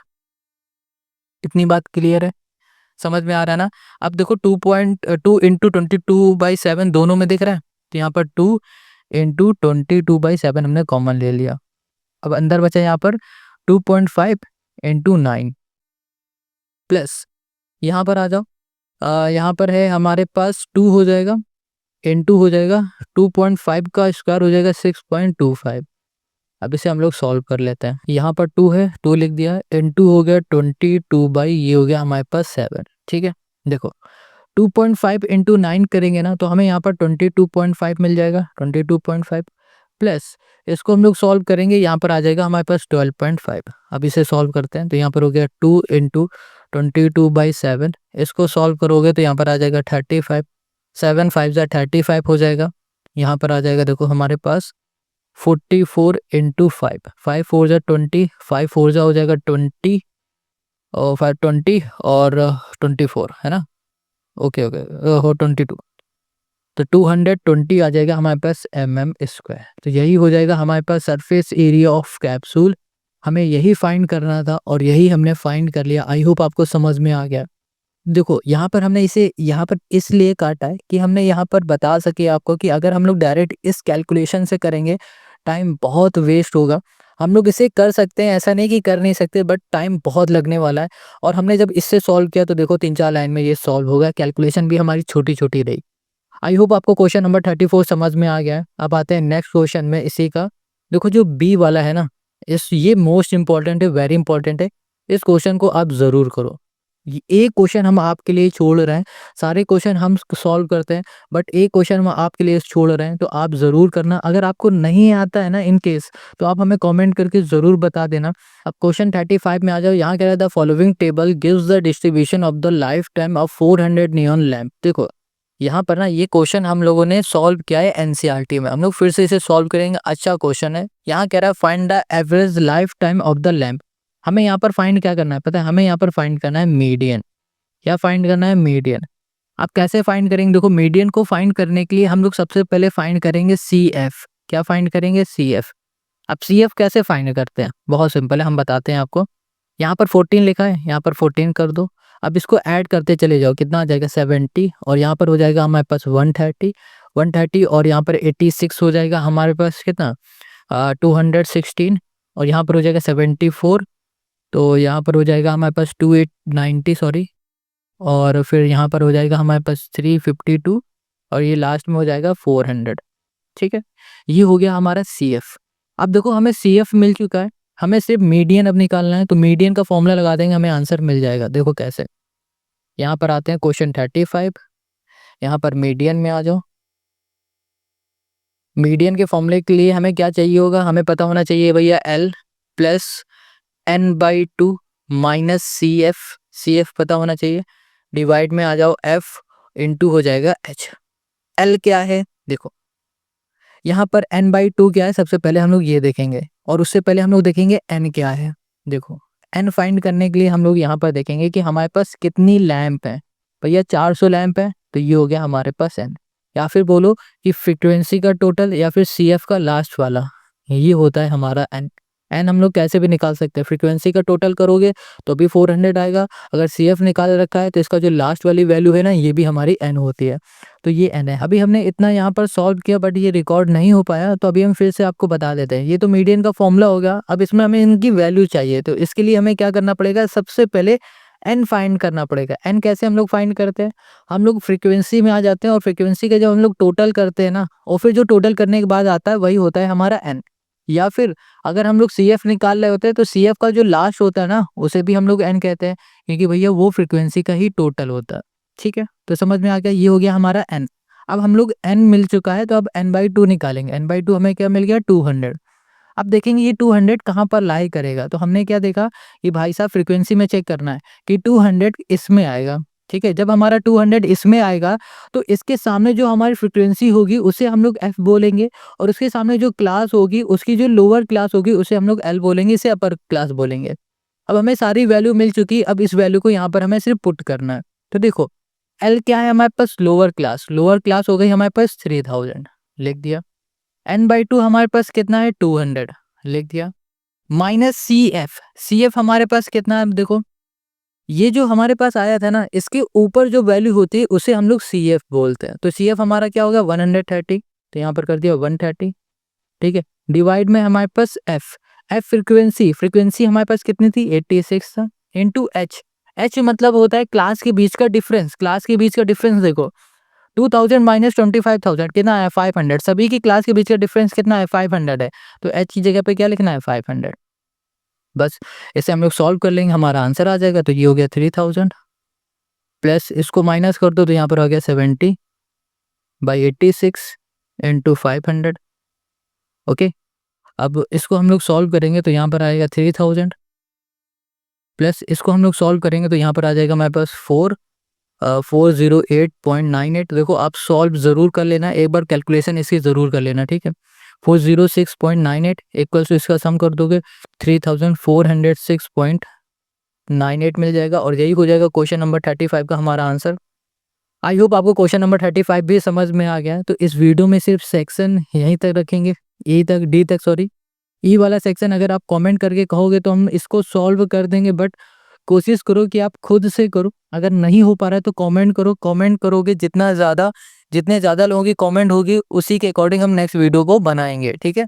तो इसमें 36 और 3 ही क्वेश्चन होते हैं मोस्टली, तो देख लेते हैं। 36 हो गया, और फिर यहाँ पर है हमारे पास 37, 38, हाँ 3 क्वेश्चन है। तीनों क्वेश्चन को हम नेक्स्ट वीडियो में सॉल्व कर देंगे, अगर आप हमसे कमेंट करके कहेंगे कि भैया हाँ सेक्शन ई को भी सॉल्व करके लाइए। तो मिलते हैं नेक्स्ट वीडियो में, और इस वीडियो का लाइक टारगेट ज़रूर पूरा कराना, तभी नेक्स्ट वीडियो आपको मिल जाएगी।